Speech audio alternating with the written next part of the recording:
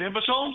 No. I said, how you doing, buddy? What can I do for you? I'm doing really good. I want to ask you a couple questions. Okay. No, it's this guy. Oh, it's this guy that's always trying to get me in a gotcha moment, and then he gives it to other radio shows. Yeah, he's supposed to do jokes for the morning The show. guy that wrote for Saturday Night And Live, realistically, supposedly. Bubba, we are pretty late. So we gotta stop. Good talking to Bye, you, buddy. dude. No, I'm good. No, Yeah, it's no big deal. Later, dude. You can zoink some other morning show. We're not Yeah, hack the other enough morning to- show that was in the background. Right, the other morning show.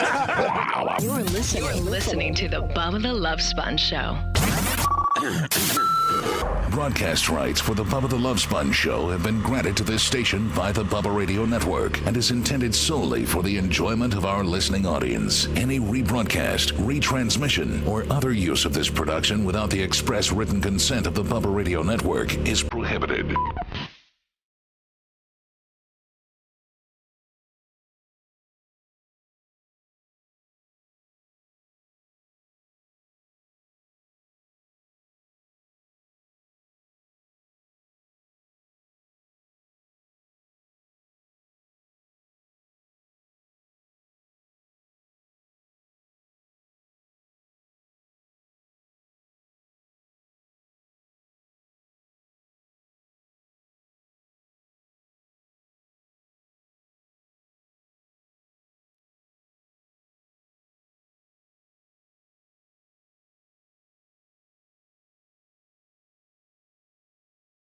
I'm late. Hold on. Lummy, if we were the NFL, we would have gotten a late, late. Delay a game? Yeah, delay a game. We've gotten Couple flags. We would have gotten delay a game right there because I was scrambling around trying to write myself some last minute notes because things organically create content here, like a lot of off air banter. And things that we're talking about and situations that we're dealing with would be great on air. So I have to tell everybody to shut up and stop talking about this. And then I have to scribble myself a note, Lummy, that I don't forget that I got a chair gate. Oh, yeah. I got a schedule gate. I got people are bitching about the ceremony gate. I got to ask you about my inner circle coins. I got to talk about this ionizer that everybody seems to be bitching about lately. And I have to talk about Anna. I have to ask Anna a question. Whoa. And then don't forget, Lummy, we have Gary has till 5:30 to call. 9:30, yeah, and the Packers won. Yeah, well, now see. Look at the phone number, Lummy, and see, because it's not Freaky Phone Friday. No, that was not Gary. All right, so I'm not gonna. I don't have to answer phones today, right? Because And I'll keep my eye Freaky out. Phone. Yeah. Yeah. The only phone call, Lummy, I have to leave the phone lines open for Gary. 813-90 Bubba. Obviously, you know that, Gary. But I have to keep them open because I've given him until 9:30. Cutoff date to call in and claim his ring. I can't for the life of me understand why you wouldn't want something like that. These things are so impressive. Even if I hated the show that gave me such an impressive ring, it's still an impressive ring. Oh, yeah. Yep. I mean, I think my analogy last year was on Friday was the Packers won the Super Bowl. Seth hates the Packers because he's a Bears fan. So it's the ultimate rivalry. But he said, if the company that made the Super Bowl rings made just an extra, maybe there was a Seth guy on the Packers guy or something. A lot of times, even the team doctor gets one. We know that. Yeah. Not only do the players get them, but so does the ancillary staff as well. It matters how close you are to football operations. Now, this is the way Super Bowl rings go. If you are within the inner circle, being like a coach, a head trainer, a doctor, If you're on if I may, if you're on the sidelines or in the booth, you're getting a ring. Yeah, right. If you have anything to do with day-to-day football operations. Because my buddy who I lived next to in Odessa, he was the head trainer, Dan. They get it. Yeah, he got it. Absolutely. He was the head trainer where he had worked for Chicago 7 years ago when Arians took the job.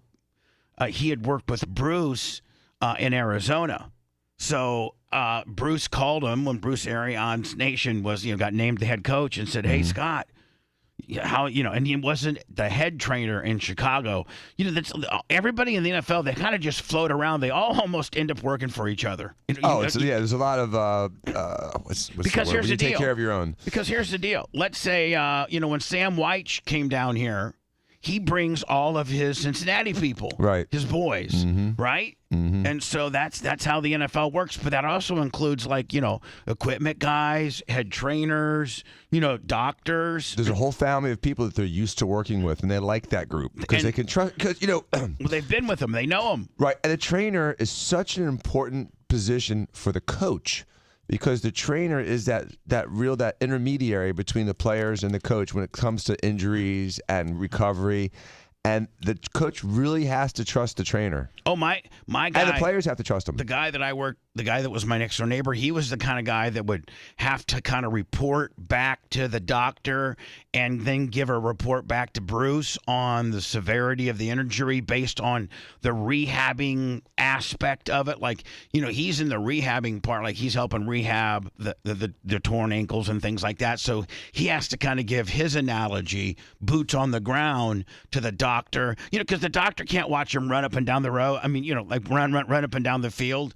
The doctor, so he's kind of the mediator, if you will. So all of those people get rings, and then the people that work for, like the secretaries and like the guy that cuts the lawn out back, they get the rings that they look just like them. They're just about half the size, and I think they have like cubic zirconias or something in there, right, Dan? Yeah, they're not. They don't have all the diamonds in them, but they're the same size. I think they're the same size. I don't think they are. You think they're a little smaller? Yeah, I thought they were the same size. Just a little. The Bucks one I know were a little smaller. I had a friend who worked for the Bucks, and she got it was like a half of the size. Yeah, a little over half of the size. I was right. Well, I think Danny. I think the first Super Bowl ring, it was identical in size, but the second Super Bowl ring, because it was so massive. Are you talking about? Hold on, this is where you're so stupid.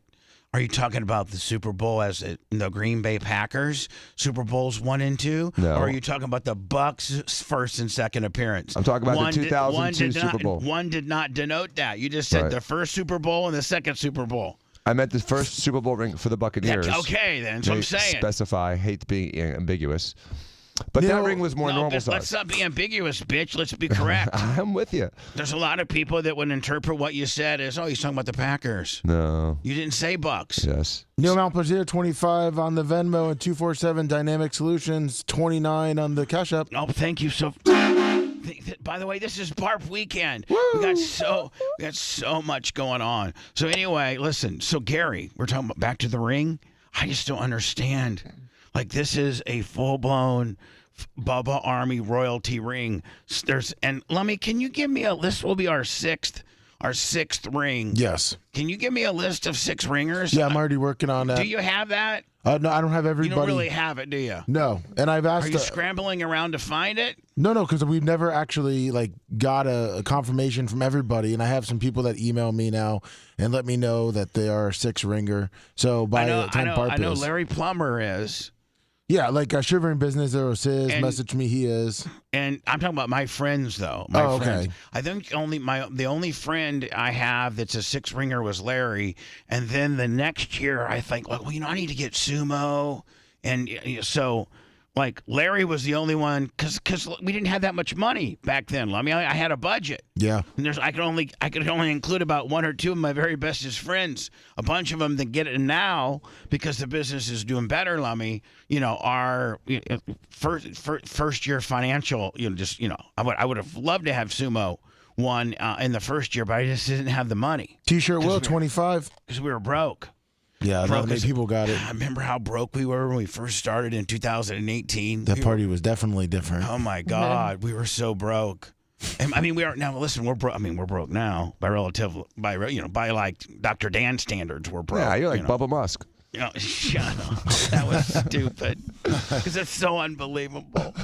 So anyway, Gary, I don't for the life of me understand how you wouldn't want this ring, and it just I really take it as a slap in the face that if you don't even call in time to deny or accept this ring, I take that as a real dick move, and at that point I question as to whether you really do you even listen to the show?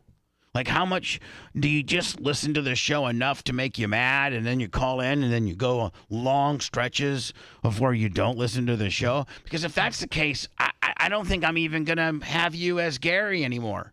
Like, I think I quit you. Oh, wow. Like, I'm saying, like, you know, if I am so nice and so willing, because I think that you contribute to the show and you're just your very negative, snowflake, woke, stupid ass, but I think that that's funny for the show, and I allow you to get into long, I don't know, as long as it takes for Stanley to snipe you. Yeah. I allow you to get into conversations, usually with Dan, because Dan really gets you just riled up, man. You're so stupid that Dan just gets you just flipped out over some stuff. He hates Jay, too. And he hates Jay, too, because Jay's another version of Dan. And, I mean, with more decorum. Well, I mean, Jay's a more... Jay's easy to rile up, kind of. Yeah, but... He's got buttons. Jay knows when to... They both can go wild, but Jay can usually calm himself down faster than Dan can. That's true. Dan can't. Dan once Dan's the on switch is on, once Dan's triggered, it's tough to. He didn't have as good of brakes as Jay does. No, I don't. Mine are like drum brakes. Yours are drum 76 Nova brakes, and his are carbon. F1 carbon fiber Willies. Yeah. Right? Yeah, because when I get mad, my mic's soaking wet. How you just start going crazy, and then usually you have to be calmed down. Usually Jay will just outburst, and then he'll figure out, I better, you know what, listen, bro, I need to, and he starts thinking about his business and just, everything. He's like, I need to slow it way down. So Gary, here's the deal. Like if I'm so cool that I'm real willing to give you this ring because I got an extra Gary ring, I thought of you. I mean, most hosts would even dare to give you something this valuable based on a guy that hates the show and calls in and tries to be a dick all the time. Like, Gary, you never call in. Like, hello, it's Bubba. Hey, it's Gary. Hey, Gary, what's going on? Man, I'm just listening to the show. It sounds great, man. It's funny as hell.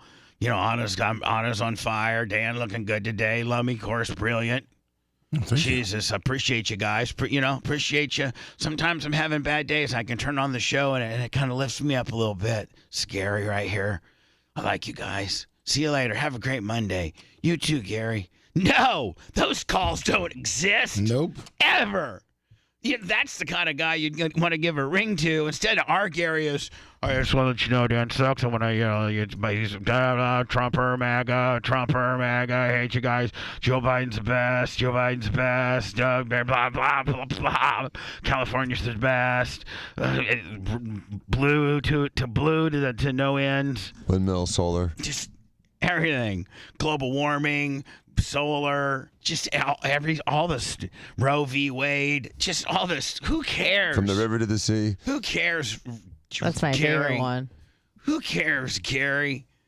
But I really think that you're a very limited listener. So if you don't call in at 9:30, I mean, even if he does at this point call it at night, before 9:30, Lummy, I'm still kind of on the fence about not giving it to him just because we've been throwing it out there for how long? About let's see, we started it Wednesday. Yeah, wow. I mean, 5 days. Yeah, you're God. Now. I mean, making me wait that long kind of jobs me out a little bit. Mm-hmm. I might want to quit you, Gary.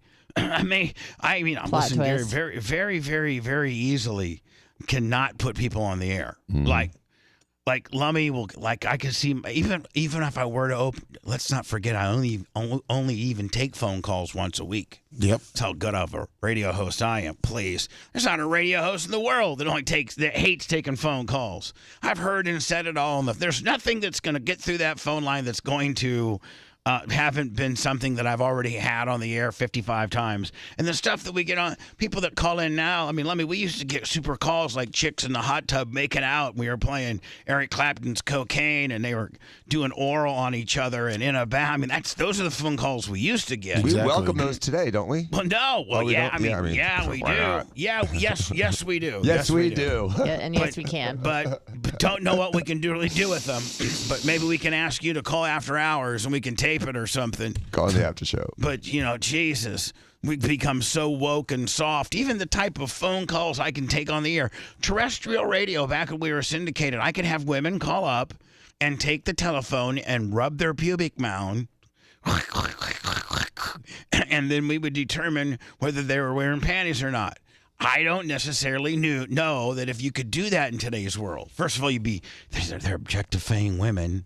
Can't be doing that anymore. Can't do that. You can't have a woman that wants to, on her own free will, call the radio station and rub her pubic mound. God forbid we have any of those women laying around here, because those are the coolest bitches ever. Yeah. Just tell you that right now. And then, just so dirty and nasty, and oh my God, we must cancel that guy immediately, deplatform him and everything. So I have to keep that in mind too, Lummy. So that's why almost all phone calls are lame.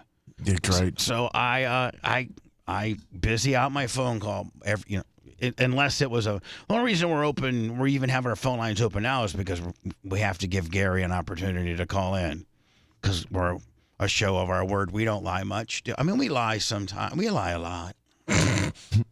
We do. It's all right though. But it's polished. It's not a lie. It's polished. If anybody's good at entertainment, like entertainment, like WWE, Swerve, work, we're working. I mean, we're working. Yeah. There's a certain amount of shoot about us, and there's a certain amount of a work about us, and all entertainment's work. It's all a work at the end of the day. So I think maybe sometimes we misconstrue lies for works, because we're just working you. Yeah, it's like makeup. Yeah, not lying. Still the same thing. It's just a little prettier. Yeah. Right. Just enhancing. So Seth, the brilliance that he brings to the show, says, "Hey, Sponjo, let's do Freaky Fridays." That's the dumbest suggestion known to man, but we're gonna do it anyway. Just let me as almost a rib. It's like almost we know it's so. It's like Doink the Clown. You knew it was so bad, but yet it might get over. You know what I'm saying? Yeah, like it's Doink. It's so bad, it's so stupid that it might just get over. You never know. So anyway, Gary, you got till 9:30, 813-90-BUBBA, and then the phone lines will be put on hold, and we won't open them back up until Friday morning. I'm sorry. Sorry about that. So let me, the chairs. Yeah. Nice. Okay. So Greg and Amy, God bless their little souls, they got Hall of Famers. Yes, Hall of Famers. Hall of Famers, Greg and Amy, who, by the way, Lummy, are in town already. Oh, nice. A lot of people are. Yeah, there's a lot of people in town. There's these little. I've been invited to a couple of them, but there's these little sleeper cell like get-togethers. Nice. Like they're having there's some people that are in town that are already starting to get together for lunch and dinner and and hang out and do things. So yeah. So here it is, Monday. Barb, our annual party, Bubba Army Royalty Party, doesn't start until Thursday. I did get confirmed from Caitlin and Lupe that the Brandon, sexual experience. That's how we kick off Barb. Yeah. Is we take one of our best listeners. See what other show does this for their poor little handicapped listeners? None. We do. Yeah, not even close. Man, there's a lot of handicapped people that probably listen to Ben Shapiro. There's probably a lot of handicapped people that listen to Glenn Beck. Do they do any of this? No. What do? We take one of our most handicapped listeners, Brandon the Quad, who has just for years called in and participated. He's a quadriplegic. He's in a wheelchair. He has to have a urinary catheter. He can't do anything. He's just in a wheelchair. He can't do nothing. Nope. He can't wipe his own ass. He can't even pee. He can't even take his wiener and step up or even roll up to the toilet and wiener and pee. No, he can't do that. No. They don't want a giant check. They just want some ass. He's totally helpless. There's no way in the world that just the average quadriplegic can roll up to the bar and have some game and take a girl home. And if you were a quadriplegic man that could roll up to the Dallas Bull and end up, Lummy riding in her back tailgate while she's taking you over to her house. And you're a pimp. I mean, think about this. You're at the Dallas Bowl, right? Oh, you probably have your own handy van, right? Oh, of Yeah, course. you got- I don't know what kind of chick. I don't know what chick wants to jump in a handy van. Does your mom drive in? Your mom's waiting in the parking lot? So Brandon's 40. Everywhere he goes, his mom has to take him. You can't just roll up to the honky-tonk bar and pick up a chick. I mean, this guy's never going to get laid. There's probably a lot of handicap, like terminally, like for all of their life, they've had, like this handicap, like Brandon the Quad. So they've never been normal. So they'll go through life and maybe never get, if you're a man, never get the feel of a vagina. Never. Can you imagine, No. as all of us dudes right now that are listening, if we wanted to. It was like we were messed up in the head, we didn't we have a sex. Brandon the Quad and Bubba the Quad. If I was a quad, I'd be horny. I'd be the same horny as I am now. Testicles still work. I just wouldn't be able. That's why Brandon the Quad watches so much porn. Like he admittedly is like, I watch a lot of porn. But you know how some people, when they're blind and their hearing gets really good, his testicles have advanced over time because his body is so weak, and his testicles have grown, and he's become so much more sexual than a normal person. Are you just pulling that one out of your ass, or It's that's an interesting true? theory. I think it's true. Oh, Medical. I mean, are you trying to be funny? Are you trying to be funny or factual? Both. I'm trying to be funny factual. All right. Well, That's anyway, a funny fact. Listen, I mean, everybody's Bubba the Love Sponge show, meanest show ever. You can't ever have him on. He's a bad guy. Oh my God, he did this. Did you know he let Hogan blast his wife? You can't have him on. He's the best. He's been canceled from regular radio. He really has. He's done. He's the bad guy. But the bad guy, the guy you guys hate, the guy that'll never make it back big time on terrestrial radio, for whatever reason. He takes one of his poor little listeners, quadriplegic Brandon, who will never be laid in his entire life. Yeah, you may hand out bumper stickers and maybe, concert tickets to the Siberian Triberian whatever. Trans-Siberian Orchestra. You might be that radio show that's got some concert tickets or some kind of nonsense going on around here. But you know what we are? We're the kind of show that gets our 40-year-old quadriplegic guy laid every year to kick off our weekend of celebration. What other shows have their own weekend every year? It's a yearly thing. Like it's almost like the Juggalos kind of deal. Oh, yeah. Right? Yep. The Juggalos have an annual gathering. Well, we have the annual BARP, and we're going on our 6th one. It's amazing.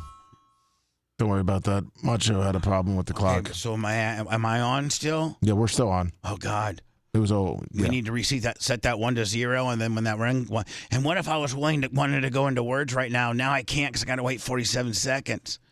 43. Please. No. I don't have 15 or 20 more minutes of spiel on the nonsense in my fat little head right now. Well, getting Brandon laid is just like feeding a hungry little bird. It's nice. It's a very generous, thoughtful thing to do. Shut up, Dan. No, it is. It's feeding a hungry little Us Jews bird. would call it a mitzvah. a mitzvah. Good deed. It's a mitzvah. Exactly. It's a perfect mitzvah. So anyway, this guy, and so first year we got Brandon the Quad laid. It was just him and straight Caitlin Hatley. God bless her soul. She's a healthcare hero, and that's why she's in our Hall of Fame. Amen. Mm-hmm. So then second year, we've set first year. Now we haven't.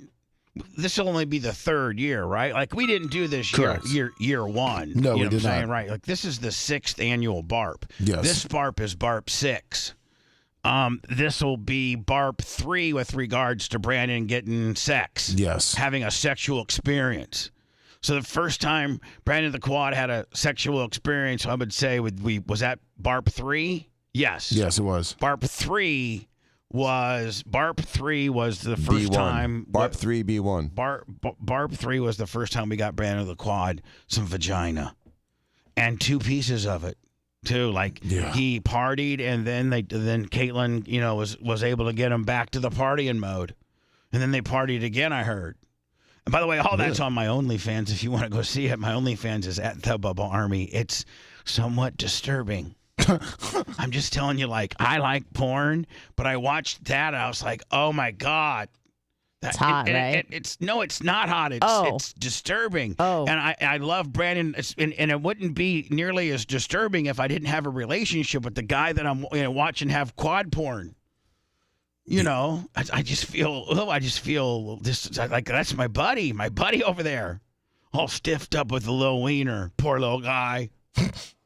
So anyway, first time experience was that. Last year we kicked off BARP, and again it's the Thursday. Take the week of BARP. We have Thursday noon is the Brandon the Quad sexual experience, right? Yes, it is. Then Thursday at 5 o'clock from 5 to 7, it's cocktails and pizza at Tate's Pizza. NZD, R.I.P. David Hernandez. NCD, R.I.P. David Hernandez. So, and that's in the back patio, and that's 5 to 7 on Tate's Pizza on West Shore. So just Google it. What, Lummy? That's not me. I think it's Macho. That was a good one. I mean, I'm so... Oh, okay, Let me thanks. fix your stuff. And thanks, Mach. I love you a lot. Don't hurt me and kill me. But see, most people hit the bell and then they kind of let me look, and kind of give them the come on in. Mach hits it, but he's halfway to me by the time I get It's like, I'm coming. Like, and it's like, whoa, look at this guy, this man coming at me. Jesus. So anyway, Lummy, last year we kicked off BARP with the Brandon the Quad sex gimmick, and the first year was just straight. Him and Caitlin. Last year was him and Caitlin's Mexican, Dominican, Republican, Puerto Rican. Micha. She was just white. Micha's. There's no way Meech white. Micha's not Her white. Her husband is. No, Micha's not white, I don't think. Why? I think Micha's Hispanic. Okay. And then Lupe. So it was, let's not get ahead of ourselves. It was Meacham, who's this little Puerto Rican, possibly white chick with Caitlin, and he had a threesome. And Stud. Yeah. So then, now, mind you, Lupe is Micha's husband, and he's also a cameraman, okay? Mm-hmm. But there's been instances, because she has her own OnlyFans, there's been incidences where Lupe will jump in on the deal. Oh yeah. So she may be having, relations with somebody, and his part of their gig is that he'll jump in on the deal sometimes. Like, does the other person know that's going to happen, or is it a little bit of a surprise? No, I think. Like, oh, what was that? I think it's. I think it's all been very much determined that that would be okay. I think you got it. Hope so. Yeah. All of a sudden. So this guy? The one we're having is certainly pre-approved. So Brandon the Quad, we've been going on now for about 5 or 6 months how this is all going to work out. Because it's the kicking off of BARP. Of course. It's like the lighting of the torch. You know how the Olympics, what starts the Olympics is this torch that went 9 million miles around the world, and is now that's how they light the ceremonies. That's how the ceremonies begin. Brandon's right? our torch. And, am I right, Dan? Yeah. I mean, the Olympics are always, the ceremonies begin when they light the torch. Yes. It's some kind of Roman deal or some kind of back in the day deal. Always thinking about Rome. Well, no, but the Olympics in itself is very. Rome, yeah. I mean, it's Greek. Well, no, hold on. The Olympics in enough. itself, wasn't it kind of first started in Rome? Nope, Greece. Great. In Greece. And it really started, there was the marathon, which was when a soldier ran from Marathon back to Athens to warn of a military strike. Like a Paul Revere gimmick? Yep. Okay. He ran 26.2 miles. He ran? Yes. For real? And got there. Like Forrest Gump? Forrest Gump got there, and then after he delivered the news, dropped dead. Feldipides. So that's what when the 26.2 miles in any type of sanctioned marathon is pays homage to that guy? Yep. For real? Yep. The Greek Paul Revere. Wow. So anyway, listen, let me just tell you this. So noon this week, Caitlin Hatley, Lupe, Chaliche, and Brandon the Quad. So it's Caitlin and her girl Micha, and then her husband Lupe and Brandon the Quad, and it's just gonna be like. And we even told Brandon the Quad, like, I have to be medical about this, okay? And everybody be quiet because I don't want to get. This is a very slippery slope, but we told Brandon, hey, Brandon, when you're on a full-blown sex pile like this, sometimes penises, end up in places that, you would never normally expect. Like, if you got a big 4-person sex pile and it's just it's free-for-all, right? Yeah, I mean, pretty much. And you're the handicap guy there that probably can't move around the best. He can't. He just has to lay there. I mean, there might be something that goes across some. You might get some Arabian sand goggles or something like that. So, I'm just saying. Perfect. And so we thought Brandon would be like, no, that's not what I want to do. Because, Dan, that's what I was expecting. I threw it his way. I'm like, hey, Brandon, here's what could possibly happen. And so I was expecting Brandon the quad, like if somebody just told me that, Lummy. Somebody said, hey, Bubba, you can have a foursome, but the dude, like he's not just gonna stay on the other chick. There might be instances where his penis is like, near your mouth or something. Oh. I'd be like, oh no, like for real? Like, why would we be doing that? Why we gotta play that way? Yeah, I was like, why is it gotta be like that? Like, that's what I'm thinking. I'm like, can't we just make it like, I get her, he gets her, and then we flip it or something? We do it like that. It's kind of how I was thinking. Yeah. No, so that's what I would tell the guy, right? What does Brandon the quad say? Okay. He goes, we're like, God bless him. He's like, okay, and here's the thing. I mean, if you're Brandon the quad, and you only get sex one time a year, for one, however long you live, whether you if he outlives the show. Well, then I don't know if anybody else is going to be able to step up and continue the tradition. You know what I'm saying? Probably not. So Brandon the Quad, you better make sure that you promote this show to everybody you possibly can, because you getting laid once a year determines as to whether we're still on the air or not, Brandon the Quad. A lot of pressure on your little crippled hips. Mm-hmm. Sorry, buddy. Crippled hips. So Brandon the Quad's having this big sex pile this Thursday at noon. That's what kicks it off, Lummy. Then we're going to be at Tate's 5 to 7. Yep. Okay. And then we're going to be Friday is Bubba 199. Those are from the studios here. And anybody that, is obviously in town that's, a guest of BARP at +1, you're allowed to come and watch Bubba 199. Now, it's completely opposite of how I usually am, because I'm like, really, when I get too many people in here, there's a borderline where I become kind of a dick. Yeah.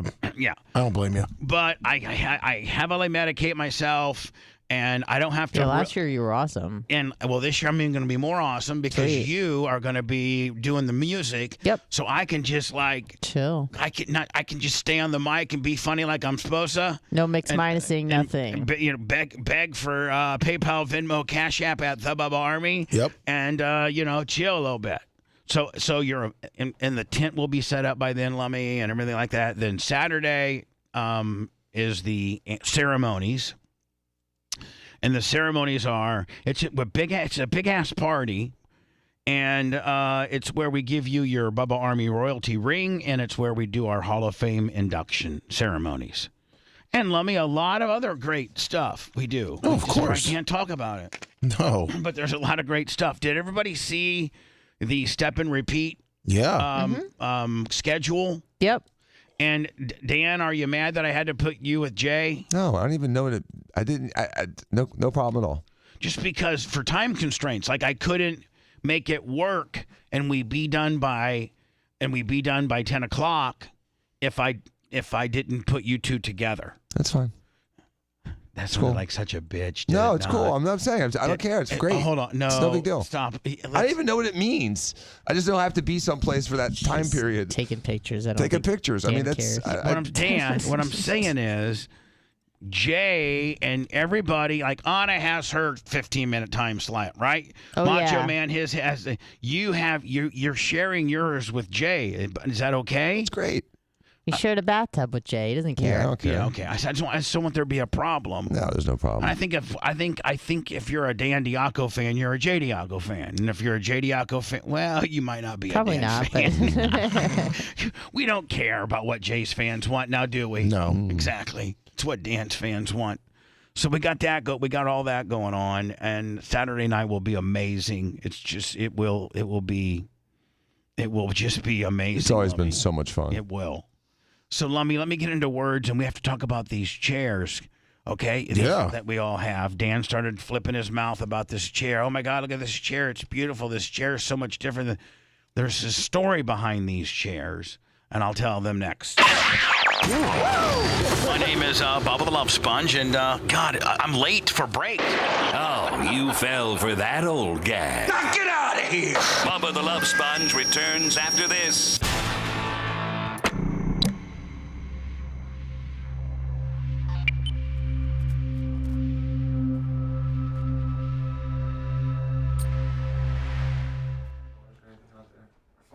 Hey, let me. Yes, Bubba. Who's Eric Harry? Eric Curie? Isn't that hierarchy? No. No. There is hierarchy. He's somebody. Eric Curie. Oh my god, I got the dogs so fucking bad. Eric Curie. Eric Harry. Three. Right before I was supposed to leave, so I wouldn't forget it, and I forgot to bring them. Hey, let me. Do we got our new commercial that starts today? Yes, better. It's a big book. Okay. But we give me the copy. I'll give you a copy again. All right. And do we have Off of, Super Beats too? Yeah. Both? Strong Monk, yeah. Okay. Cooter, Blonde, Diva.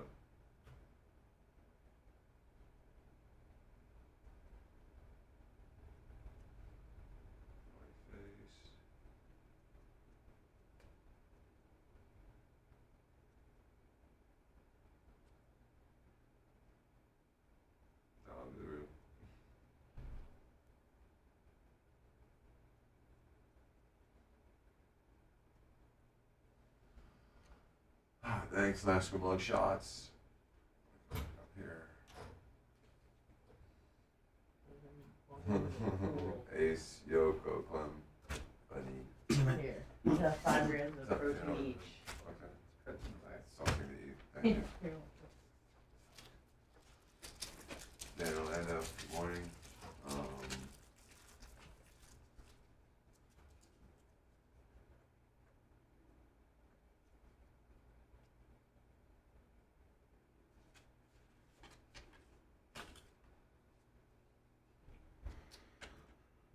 Jay Gator. Snizzle, Slither, morning.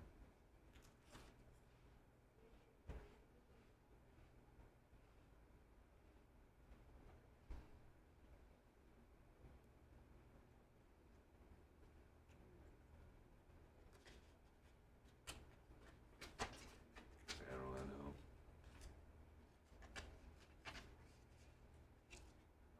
That's my mug. Blue mug.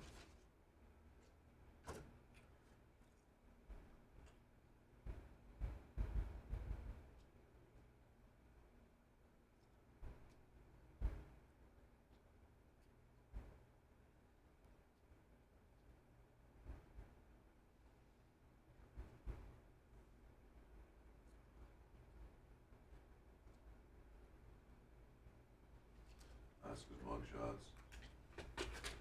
Some good clips. And Jay Gator. Bubba Fancy P4. Cat Williams. I thought that was interesting. Actually, I saw it. What's up, Mary Bonbon? I think the Bucks have about a 40% chance of beating the Eagles.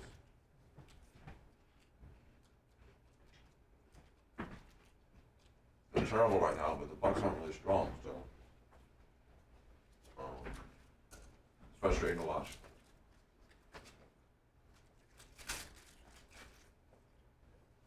Thanks, Rodolfo Rivera.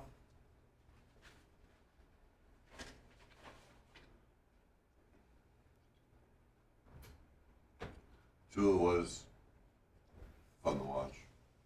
He's getting better. I'm glad he's still fragile.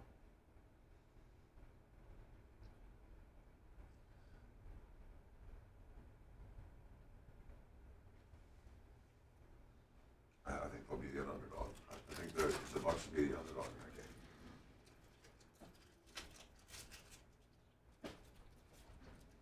I'm sure we'll talk about it in a little bit.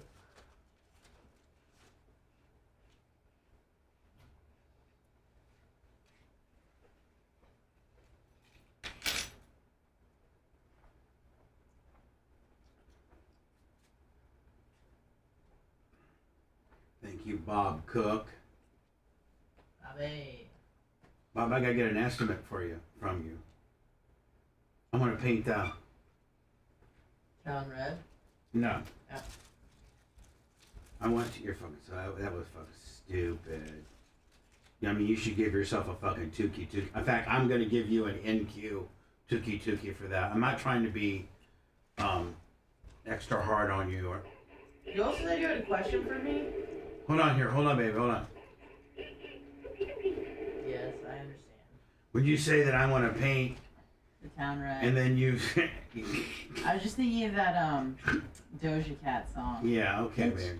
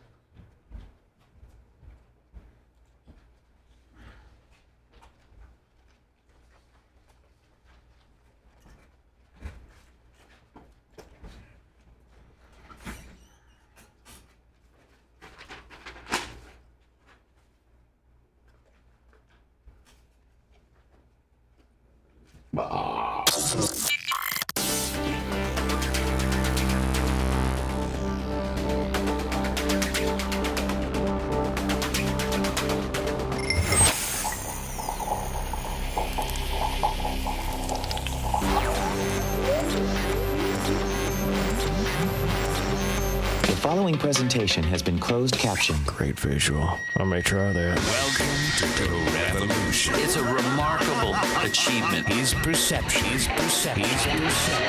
becomes your reality. Check this out. Bubba the Love Sponge.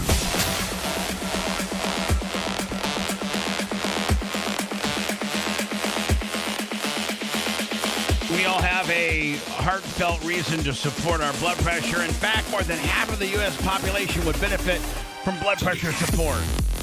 Let me, I even post up on the endorsements, buddy. Please. Please. Paired with a healthy lifestyle, the antioxidants in Super Beets are clinically shown to be nearly 2 times more effective at promoting normal blood pressure than just a healthy lifestyle in itself. Over 30,000 5-star reviews and counting. Super Beet Heart Chews are having their moment in the sun.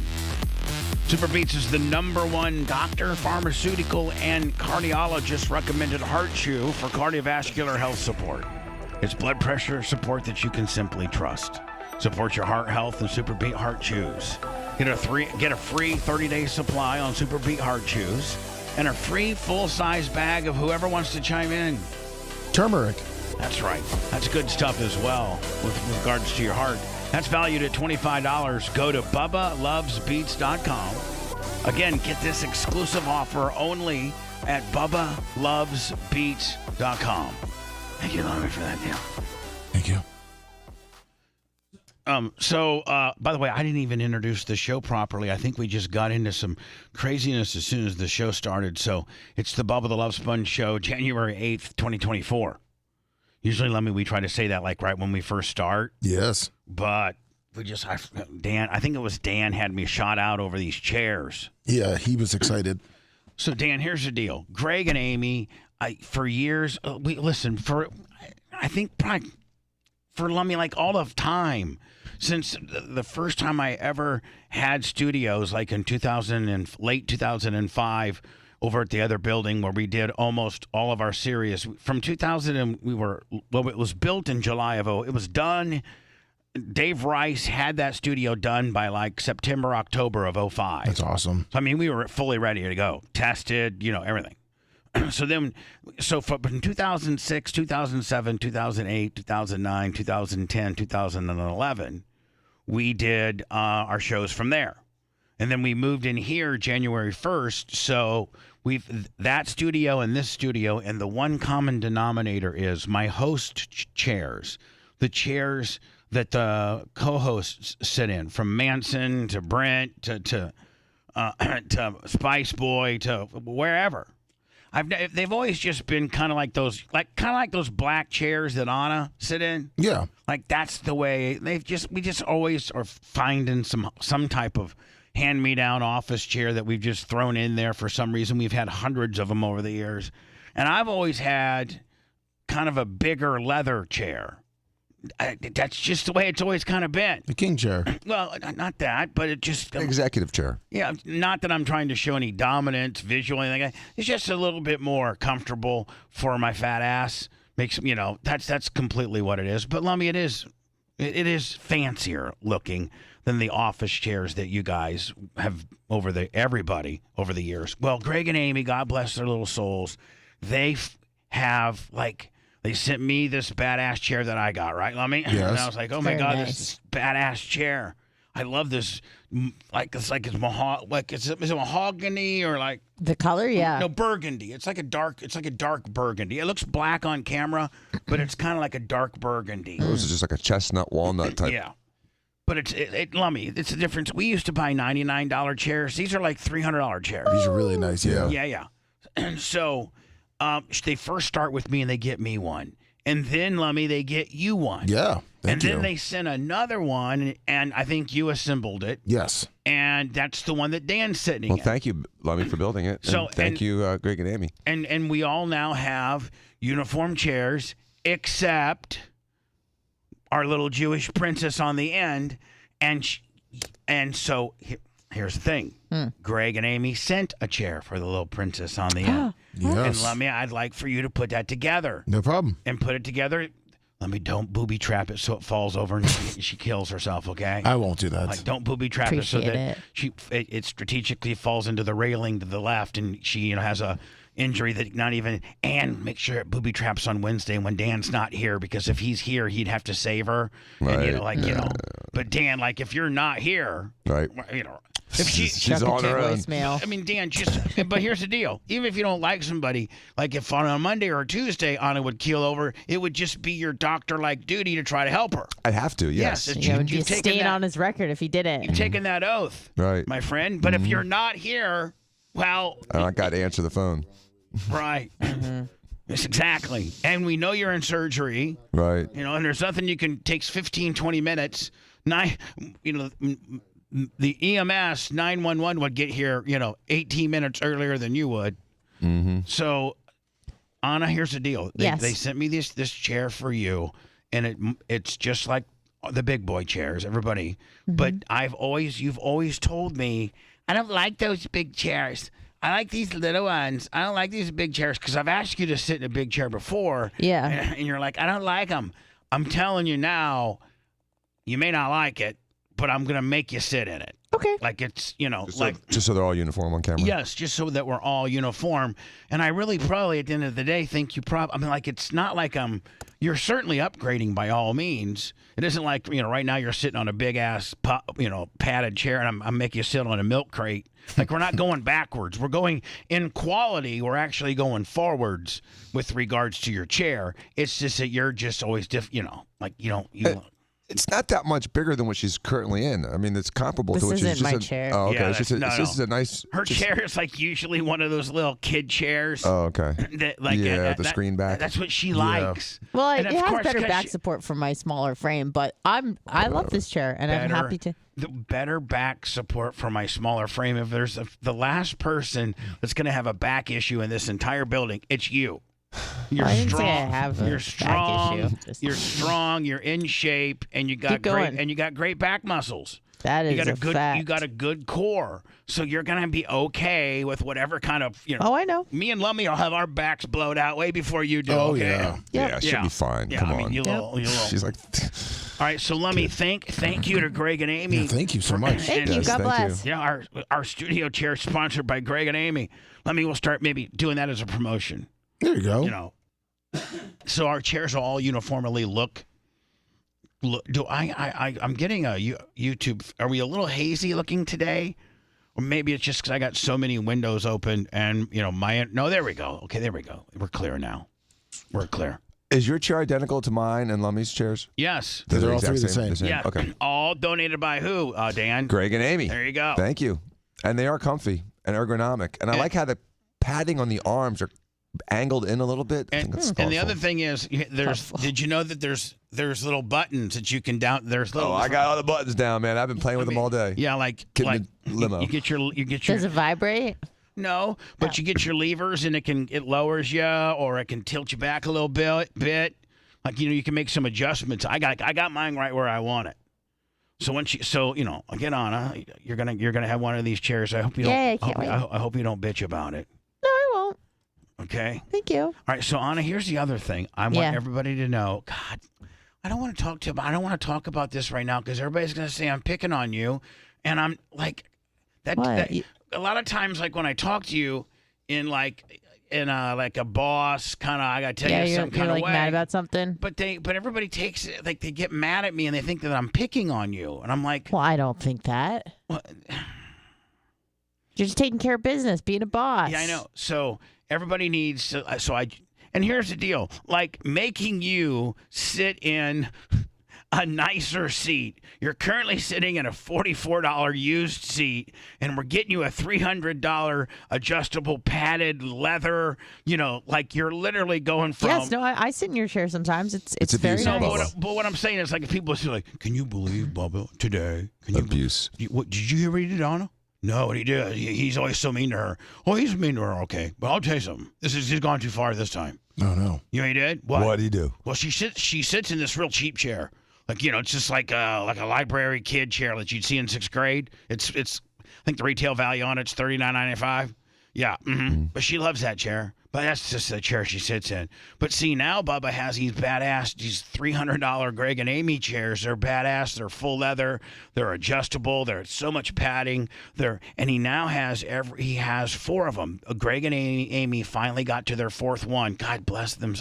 They're in town, by the way. I love them. Thank you so much. And Bubba has everybody but her that sit in these type of chairs, and he finally got an additional one. So he said, Anna, that fat son of a bitch is making her sit in that chair. She does not want to. What a dick. What a dick. Yeah, dick. God, what a dick. By the way, Hierarchy 65 Lummy, $250 on the PayPal. Thank you. Eric Heary, which I thought Eric Heary was somebody like. A lot of times their real names on PayPal don't match up with their screen name, Slummy. No, they do not. But I thought Eric Heary was a guy. So anyway, 30 from him, and then 50 from the great Bob Cook. Thank you, Bob Cook. Thank you. By the way, Bob, I need to get an estimate, Lummy, because I think I might get the sheds out back painted. Oh, nice. Maybe. Oh. Can he paint them and then like put a coat of waterproofing on him or something like that? Yeah, he can do that. Bob can do anything. All right. Appreciate it. What else was I talking about, Lummy? I was just... Well, you said you were going to talk to Anna about something. Oh, yeah, yes. yeah. Anna. Yeah. Right. So there's no way that anybody could there's no way to slice me asking you to sit in a better chair as being mean. So those people can all F off. And then this little redirection or suggestion that I make to you is not one of me trying to be mad at you or fire you or upset you. Okay. I just wanted to say to you, you really, really screwed the pooch this morning on prep by not having anything about the Packers. You had the Bucks highlights, but you didn't have my poor little Packers highlights, and I thought they were depressing you so much that you didn't want to talk about them because for the last 18 weeks, every time they play, you're just like, I don't want to talk about it. It's horrible. No, you couldn't. I mean, like this was their biggest game of the year, and it might have been and by the way, I got Buck highlights. Which was the most boring game in the world of all time. But I mean, that I like the Packers. I cannot believe. I know, but I thought that they've been hurting your feelings lately, so I purposely left it out so that you wouldn't have to think about them. But I didn't realize that they won. I apologize. I thought they would just lose like always.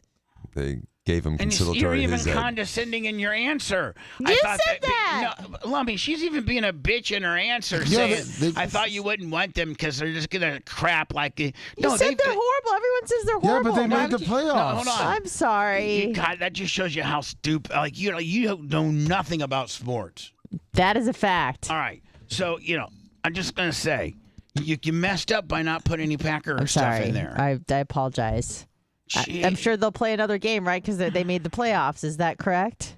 Yeah. So there will be another game, and I will make sure to add those highlights. They'll probably end up getting beat on that one, and I wouldn't want to see it. Okay, well, I don't know what to do.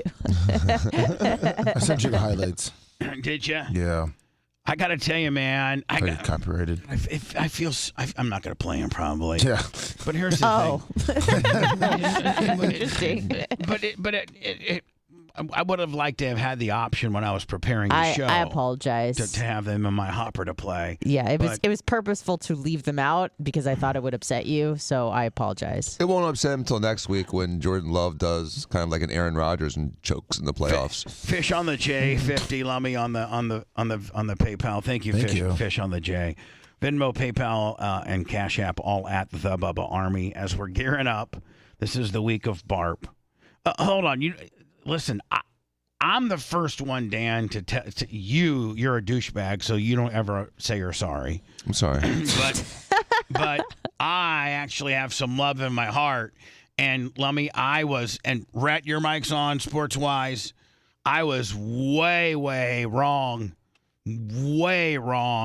on Jordan Love. And, I was very emotional with the Aaron Rodgers deal. I loved Rodgers. I watched the passing of the torch from Favre to Rodgers. I watch Rodgers, and you're right, Dan. Like Rodgers, he really almost less than one time because they beat the Steelers in Super Bowl. I forget whatever the hell it was. Rodgers did get one Super Bowl, but he was very Dan Marino-like in the fact that he couldn't get to the big game. He only got to the big game one time. He was Johnny NFC Championship choker, was he not? I mean, the Packers would always make it to the NFC Championship game, and they always got beat. Even when they hosted the Bucs in Lambeau. Right. And the Bucs from Pittsburgh got that ass. That's the first year Tom Brady. And realistically, the Packers choked on that, remember? Sure did. Yeah, Scotty Miller. The Packers completely choked on that. But how's your feelings with Google Guns? Whatever his name is. Coons. Gargle Hines? Whatever, I don't know. Yeah. John Costica, 200, love him. Straight from Valparaiso, Indiana. See you on Thursday, my friend, at Tate's. So Lummy, I was completely wrong with regards to being as over the kid. Jordan Love looks pretty damn good. Yes, he does. And then too bad Seth isn't here. But I'll ask him tomorrow. No, I'll see him later today's after show. Yeah. He's on today. Yeah. Today's after show is the podcast. It's exclusively on our wherever you get your podcasting. Type in the Bubba Army, and so today's after show is me, Lummy, Seth, Anna, Mach, and Rhett, and that will be available. And we'll usually have it up by noon or something like that. And it's only a podcast, right, Lummy? Yes, that's it. So what's Seth gonna say when what do the Bears do now? I mean, because yesterday's Packers versus Bears game had was kind of a little bit different for both organizations, and that being one, the Packers had to win to make the playoffs. Yeah. So and two is this rebuilding of Love. Is it for real? And secondly, I don't know if you guys know this or not, but the Green Bay Packers, as of yesterday, are now the youngest team to ever qualify for the playoffs in the entire NFL ever. Really? Yeah. That's interesting. Ever. They're the youngest team to ever qualify for a playoff game. Wow. So you got to be. Let me at the end of the day, I gotta just on bended knee say that I am so sorry to Brian Gugelkuntz and to his personnel decisions that he's made that I've been so very critical of. I'm sorry. Have you ever considered the possibility that the Packers played well despite his managerial decisions? Because I still think there's a lot he could have done better in the offseason. To give them a better roster. I do too. He also has if you really break his drafts down, he's had not such good drafts. He's not that good of a drafter. No. But they've developed some good players. They really have. The Rashawn Gary deal. That kid just came sat I don't know. If you're a big time if you're not a good draft pick, you usually start your first year in the league. Yeah. Like, remember the guard from Iowa? Or, I'm sorry, well, now he's a tackle, but Worth. But yeah, well, Justin Worth. I mean, he came in as a rookie and was position 1, P1. Right. Well, he was, yeah. He was You know a what I mean? stud. But that's what I'm saying. When Derek Brooks came in as a rookie, Never questioned. when Warren Sapp came in as a rookie, there was you know, whoever dumbass, I don't know, Santana Dotson or whoever the hell you had, they needed to know this monster from Miami is coming, you know, and there's no way I'm going to be able to beat this guy. So, you know, that is the ultimate, you know, as far as a general manager scorecard, if you draft a guy and he's an instant starter, that's pretty damn good. Yeah. Right. If you draft a guy and he's an instant starter, doesn't make much of a difference, okay, then that's a notch on you. And then if you draft a guy and he gets cut or is not, you know, doesn't do anything, that's a score. And then if you get a guy, Lummy, and he eventually turns into something after, you know, his third or fourth year, then I guess that's what we got in Rashad Gary, I think. I guess that's what you got in Jordan Love too, though, right? True. I mean, what, 4 years, 5 years sitting on the bench? Which is, yeah, that's a long time. But, you know, really rookie quarterbacks traditionally suck. And it's hard to get a player that's that dominant unless it's like a giant defensive lineman. Maybe Green Bay is one of the very few franchises that has quarterback development down. Mm-hmm. I mean, maybe they're one of. I mean, think about this. I mean, you had Brett Favre. Well, first of all, you had Don Majkowski, and, right. and whoever analyzed him, like, this guy's kind of a flash in the pan. I don't know if he's a long term, you know, build our franchise around him quarterback. And so they went out and got this guy named Ron Wolf went out and got Brett Favre from the Falcons, who hated him. They hated him. Right. Jerry Glanville, the head coach, used to tell Brett Favre, "You're only going to get in the game after I break my ankle because I put myself in the game." He said that's what he used to say. He's like, "You don't have a chance ever." So Favre drank and partied and didn't do nothing. And Ron Wolf for the Packers was like, "Man, I remember this kid at camp in the combine. I love this kid." So the Packers traded for him in early '92. Like January of '92, and so you have Brett Favre then, who ends up being a Hall of Fame quarterback. Yeah. Mm-hmm. And what do they do with Favre when there's 3 years left on Favre deal after he's flaked out a couple different times? They draft Aaron Rodgers. Aaron Rodgers, you know, think about it, for 3 years. If you're just with Brett Favre every practice, I mean, you're going to learn a lot about what he just about everything, from how he can throw off his back foot to just everything, to his cadence, to just everything. I mean, if that's the guy that for 3 years you've taken, you know, I don't know, 100,000 snaps with, well, then as Favre went on, Aaron Rodgers certainly went on, and he's going to be a Hall of Famer, right? Oh, yeah, easy. What franchise had 2 Hall of Famers back to back? And it's hard telling where Love ends up. I'm not saying he's a Hall of Famer already, but statistically, did you know his first year he beat both Rodgers and Favre? And you guys saw the statistics. Yes, I remember halfway through it was like identical to Aaron Rodgers' first year. Yep. So Aaron Rodgers, Jordan Love has thrown for more yards than Brett Favre and Aaron Rodgers on their first year, more touchdowns, and made the playoffs. Neither one of those guys made the playoffs their first year. Did you guys know that? No, I did not.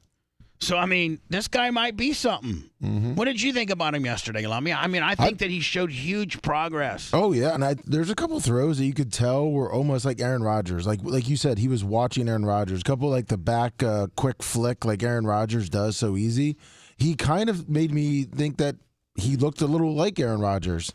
Maybe his quick flick on his back leg. Maybe during drills, because I think we would all agree that, you know, the media and, you know, Dan, maybe if you're a doctor like you're obviously privy to their drills, but for the most part, the public isn't privy to day-to-day practice. Never. And the No. drills and the accuracy and what your people that are analyzing talent are looking for. And maybe Lummy Gukenhunt's watching practice and stuff. There comes a point where he's like, listen, Jordan is as footwork wise, and now not reading defenses and check downs and things like that, but just physically he is superior to Aaron Rodgers. Yeah. Now, we certainly know that Aaron Rodgers was a paper tiger because 4 snaps into this year, he blowed out his Achilles. Yeah, we get a little more fragile as we age. I understand that, but you're looking at your quarterbacks and you're saying one guy, yes, has the ability and has the lineage and the resume and all the records, and he's the greatest we have, but as I'm watching drills, I'm seeing him hobbling a little bit more. And this young gun who's, 10, 12, 13 years younger? Yeah, about that, yeah. Is in here, and he's Dan, the strength that you had at 24 compared to 38, right? No, it's different. When you're closer to 40, you're not a 25-year-old anymore. No. I know you probably can't play it. Hopefully we can. I don't know what that sound, but his first touchdown against the Bears, it's at 4:06 in the highlights. That's where I think it's kind of like he learned from Aaron Rodgers, because it's just like a nice touch pass, back leg, 3rd and 1, perfect pass in the end zone. Now, where am I going to? 4:07. Hold on here, 4:07. See, and Anna, we would have had all this had you prepared me correctly. Sorry. I think the only quarterback room, but not picking on you, sweetie. Okay. Okay. I think the only QB room to ever come close to Green Bay as far as back-to-back Hall of Famers is maybe San Fran 40 years ago. Yeah. Joe Montana to Steve Young. But other than that, there's such a huge gap between Hall of Fame quarterbacks in one franchise. Oh, hold on. Should I not play the audio? Because I probably shouldn't play the audio because I may not get a copy of Right Strike. That means we're going to have to. Can you do play-by-play? Me? Yeah. Yeah. Okay, we'll see here. All right, let me see. It's, okay, is it this is what you're talking about? Yeah, that's it. Third, it's Bubba the Love Sponge live from Lambeau Field. We got 3rd and 1. Love under center. It's 3 minutes. We're in the second quarter. 7 minutes and 25 seconds left. Looked like we got Aaron Jones in the backfield, double tight end formation. Love under center. He now gives the nod for Musgrave to be in motion, or to Kraft to be in motion. Fake handoff to Aaron Jones. Aaron Jones stays up to possibly block and chip. Love keeps going back about 6-7 yards in the pocket, straight back in the middle between the lines. Back flicks it off the back of his leg, in between two bears. Drops a dime. Who zoinksville themselves, and the guy.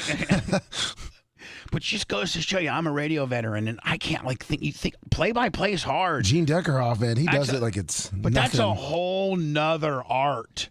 Yeah, it's different. Of radio. It's different. It is so hard. I love it. People don't realize how. You mean play-by-play radio? Yeah. Oh, I love listening to Gene. Yeah, I do a little in my spare time. But it is such a talent, and that's why that's why Gene Deckerhoff is still a guy doing it. Because it's so hard to replace a guy like that. But let me tell you what's even as far as play-by-play sports, football. That it's pretty fast-paced, and but hockey, those guys are like, Stamkos over to point over to Kucherov. Kucherov sees something in the middle.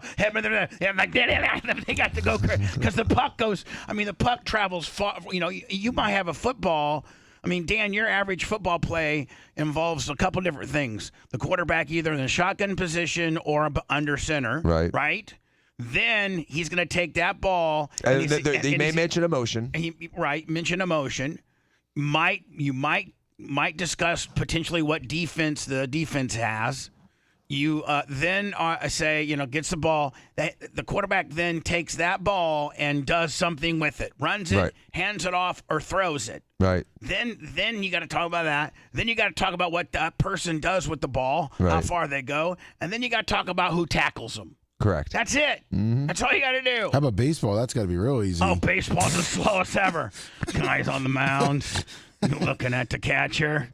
Catcher's giving him the signals. It's 2 balls and 1 strike. Pitcher delivers the pitch. Foul ball. So now we're at 2-2. Right? Melissa Carpenter, $100. Love her. See you at Barp. See you at Barp. So, I mean, baseball, those guys got it easy compared to the hockey guys, right? Oh, yeah. The hockey guys, when they get done, they're like, man, I'm tired as hell. The baseball guys, they want to go out and play 18 holes of golf. They're so refreshed, right? Just chilling. I mean, but the hockey guys, and then the hockey guys go absolutely insane when there's like when there's a touchdown, the commentator usually gets a little excited, but not nearly as excited as the hockey guy gets. He goes like, oh, my God. Mike Evans, Bakerfield, man. Oh, my God. It's The only ones that get more excited are the Spanish announcers for soccer. Yeah. Go!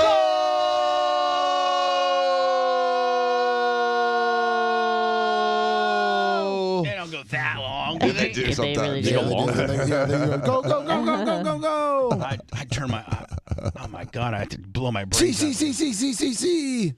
What's that, Lemmy? See. Yes. They say yes. That's what the Bucks Spanish guys do. Yeah. Whenever they score a touchdown or kick a field goal, they go see. Rhett, did you send me that Elvis gimmick? I did. Yes. Oh, you did? Yes. All right, cool. Now, Lummy, you were asking about some of the Bubba Army has been asking about ceremony times. Yes. With regards to Saturday night's end of Barp festivities, it's the big party, the Saturday night ceremonies, a Hall of Fame inductees. You get your ring. It's just going to be crazy. Opportunities to take pictures. Just hang out with us. Be cool. I think people want to know how tuned up they can get. Oh, like you're talking about Hall of Famers? Yes. And like they're feeling they may be so screwed up that when we do the ceremonies, they're going to be like me at the Florida Man Radio Christmas show. Yeah, exactly. Okay. So they kind of want to plan how they do their stuff. Well, we can get into that next. Okay, perfect. All right. I have a question. Okay. Did they just pull a big job on the system?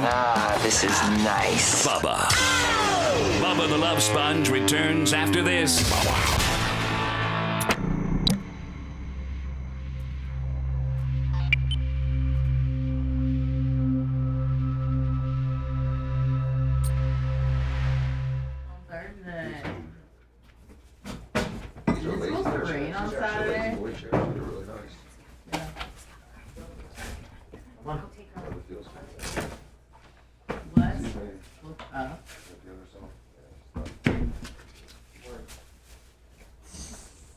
Hi. Oh, you have to go with your father. It's time to go get fixed. For real? Yeah. Come on.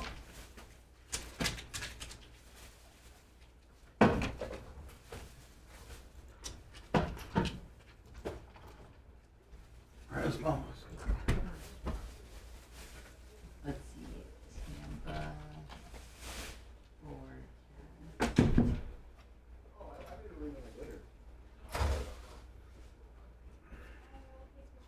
Okay, it should be okay. I think tomorrow's supposed to be a little shitty. But that's okay. Saturday should be good. 0 chance of rain.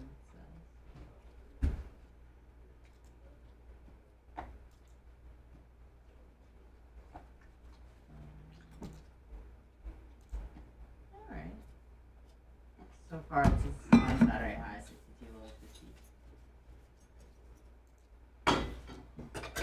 It's rude.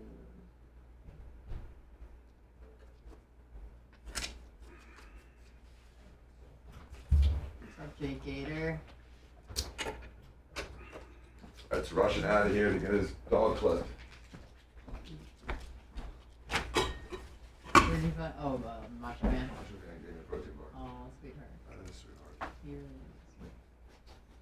You get your canes in. How many grams is it? 32. He doesn't fuck around. Probably consumes 40 grams of protein a day. This kid, he's crying. Please stop. Please stop.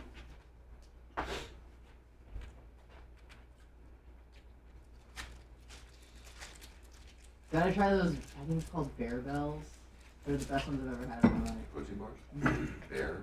I'll try not to get some today. Yeah, they're really, really fucking good. Big Oreo. Perfect.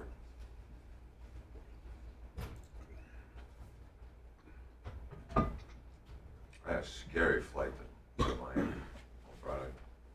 I mean, going down. to. Chick pilot. Oh no. Should be a law against women driving cars and flying planes. Amen. Can you get that?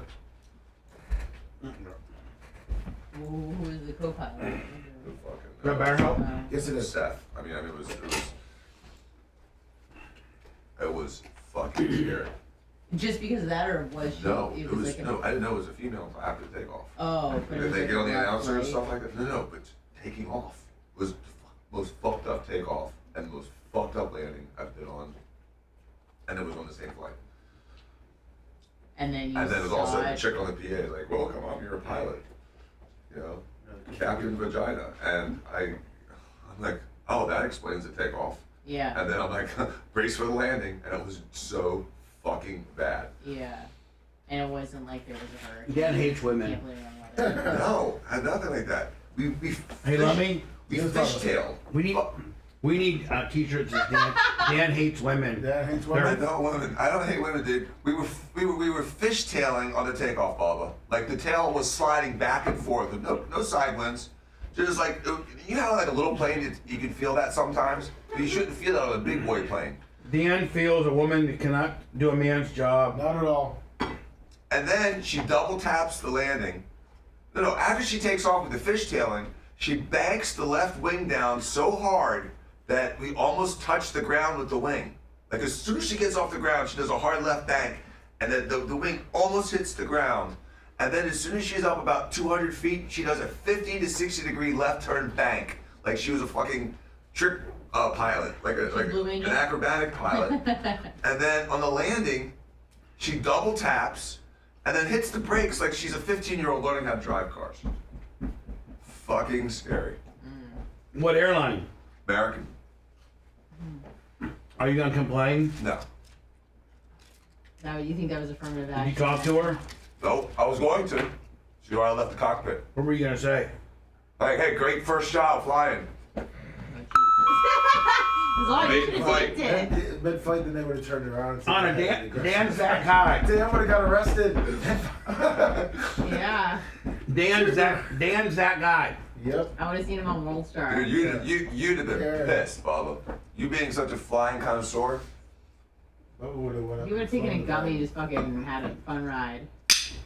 I probably would have been more freaked out because technically what she sounds like is she almost fucking wrecked the plane. I mean, you probably don't think about And that. everyone's lives. That's what I'm thinking, The Bubba. statistics you're giving me shows me that she did not have control of that plane. Have you ever seen a pilot fishtail? Like significantly. She was going back and forth. It was like she was doing a 0 to 60 in a car with no Because tires. she's brand new on the rudder. Oh my God. And then the dip. She was like 8 feet off the ground, dude. Dip.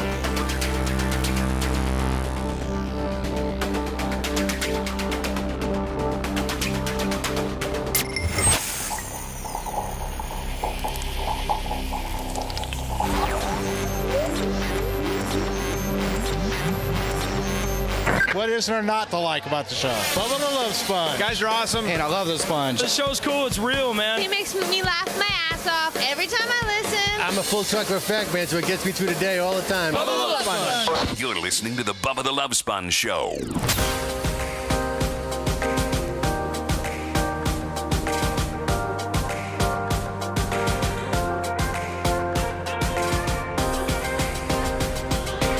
John Costica Lummy, the great Hoosier that he is.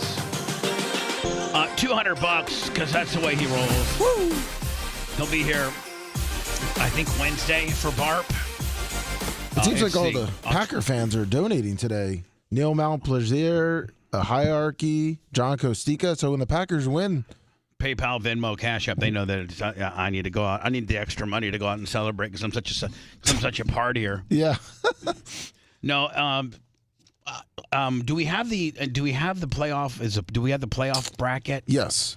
Can you send me the playoff bracket? And then let me, with regards to your ceremonial times, meaning really the only ceremony that we have remaining left on Barpus, since I can't marry two people and ruin their lives. And then the only thing I really can do is take pictures during my time slot and then MC the Hall of Fame ceremonies, Lummy. Yes. So I'll be doing that. And everybody that's part of the, what is it, 16, is it 16 inductees? Yes, it is. Is that what it is? Yes, it is. That many? I was going crazy, huh? Yeah, 16. I think it's the most. It's the most ever. We might have to back it down to maybe 8. We're gonna run out of people. 8 next year. I was gonna say, yeah, maybe under 10. Yeah, something like that. So you sent me this NFL playoff schedule. Yeah, if you scroll down, they show. If you scroll down. Well, they show the TV times and everything right there. Right here. Yeah, the NFC. Yep. So the Packers play Dallas. Good. Then I won't miss the game. No, Sunday at 4:30. 4:30. And you can actually watch it. Yeah. What I was most worried about was Saturday night, that Saturday night game, because I wouldn't be able to enjoy Barb. Nope. I'd be like, I'd be junked. Just laser locked on. I thought the Bucs were going to Packers. be that Sunday night game too. So then Saturday. Sunday night, the early game. So they play in 3 on Sunday. Do they do like a 1, 4, and 8? Yes. Yeah. like that, On Sunday, yeah, they do a 1, 4, and 8, like a normal Sunday. All right. So Sunday, your 4:30 game is the Packers and the Dallas. Your night game Sunday on NBC, which, by the way, the 4:30 game with the Packers and the Cowboys, that's on Fox. See, the NFL is so brilliant. They just got all the networks with their mouths wide open saying, we'll pay you billions of dollars. It's not do you want a game? It's can we please have a game? It's unbelievable. It really is it not? Yeah, it's literally on every network. Whoever their marketing and their their leadership, maybe Goodell is worth it because this is all under his leadership. If you're such a good commissioner that you got including streaming, you got every potential big player in the game, including streaming. You got ABC, right? ABC, ESPN. You got ABC, ESPN. Right. You got Fox. Right. You got NBC. You got ABC for Monday Night Football. You got NBC for Sunday Night Football. Then you got your streaming. You got your NFL Network /Prime for your Thursday night game streaming. Yeah, but they also got CBS. And you got CBS. And AFC games. And then you have another streaming service, Peacock. Yeah, then you got Peacock Plus. Yep. And, Lummy, they're on DirecTV. Let's not forget they're on DirecTV. NFL Network. They're also on YouTube. Yes, they are. They're now on YouTube Really? TV. Yes, they're now on YouTube TV, too. That's the only way you can get the game day. So brilliant. So how brilliant are you at marketing your product that you get every possible place that distributes large volumes of content? Every one of them want you, right? Amazing. All right. So Sunday 4:30 in the afternoon, Packers, Cowboys. Cowboys are the home team, right? It's perfect for you, Bubba. It's perfect to get my ass kicked. But it's perfect to watch. Shot. I don't feel good about that game, Lummy. Packers don't match up well with. Not the Cowboys, no. And Cowboys. I hope they kill them. I hope they kill the Cowboys. Now, Lummy, I need to go and look at the games the Cowboys lost this year. Did anybody embarrass them this year? Like a team that they should have beat that they didn't? Not at home. No, not really. No. I think they were undefeated at home. I believe Dr. Dan might be right. Interesting twist there is the most. Matt LaFleur is the Packers' home a head coach. Well, the former head coach Matt replaced was Mike McCarthy, who's now the head coach for Cowboys. Right. Boy, this is going to be a bittersweet. All right, I guess you could say the embarrassing loss would be against the 49ers, 42-10. Who? The 49ers and the Cowboys. But it was at San Francisco. Correct. 42-10? Yes. Wow. Who else did they lose to this year? Looks like Arizona. They got beat by Arizona? Yeah, early on in the year. I'd go watch a film on that, see how Arizona did, and then what were they? The Bills. They lost to the Bills at Buffalo, and then they lost at Miami. But That's I mean, so Dan is the way the way I think the coaching deal works is they now start watching film on all these 4 games that they lose. Is that how it goes, Lummy? They watch film on what those teams threw at them. Yeah. that got them. Yep. To see who played them hard and how they ran their offense, how they ran their defense, different things like that. But matchups. Sunday continuing. So I won't see this. I will not see this game. I'll be passed out, ready for Monday's show. Los Angeles Rams and at Detroit. That's a good game. And that's Stafford versus Goff. Yes, it is. And don't forget, Goff used to be the head of that. They flip flopped. They did. Detroit and the Rams flip flopped applesauce quarterback about what 4 years ago. About 3 years ago. Yeah. It's interesting. So it's another interesting game. Yeah. Then Monday. Well, I won't get to see this either. I know. Oh, but Dan, it's a home game. I know. And now, are you? I mean, is the box going crazy? Yes. Don't worry about. I don't want any. I don't think that I want to go. Okay. But you sure? No, I can't. Okay, I won't be. I'll be junked for the show. Okay. I couldn't. I mean, it's 8:00. Yeah, it is. It's a late game. Get that eagle ass. And there's playoff games last a long time. Even with my little e-bikes, and I'll be sleeping. Also, it's a good game. So, but Dan's got their own luxury box, so it's probably hectic. Thank God, Dan. Thank God it's Monday and it doesn't interfere with Barp, right? Yeah, I was scared that thank they were God going to play the Bucs Saturday. game didn't. Yeah, Dan, you'd been torn, right? I would be torn.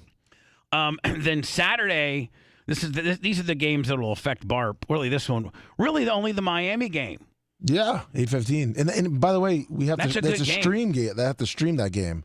You have to have Peacock Plus to watch it. Oh, maybe we can. Sumo. Remember, Sumo brought the inflatable 110 inch Rule King inflatable. Also doubles as a kid's jump house TV gimmick. Yeah, we need to see if we can put the game up on that deal. We can see Taylor Swift 100 times. Since it's streamed, right? Yes. And, we have obviously great internet here. Yes, we do. So maybe we can do that. So. Browns at Houston Texans Saturday 4:30 at 8:15. Miami at Kansas City. That should be a great game. That should be a good offensive game. We're going to try to. I think Miami's going to get their ass. That's the game that we'll have on here at the studios and maybe on Sumo's Rule King inflatable TV. Sweet. Only Barb has a Sumo donated Rule King inflatable 110 inch. Kids bouncy house TV. We're the only ones. We're getting our quadriplegic guy laid, and we're projecting on a 110 inch bouncy house. Can't get better. And then at the early game on Sunday. This is the early game on Sunday. Okay, before the Packers. Yeah. Pittsburgh Bills. I can care less about that. That's a crappy game.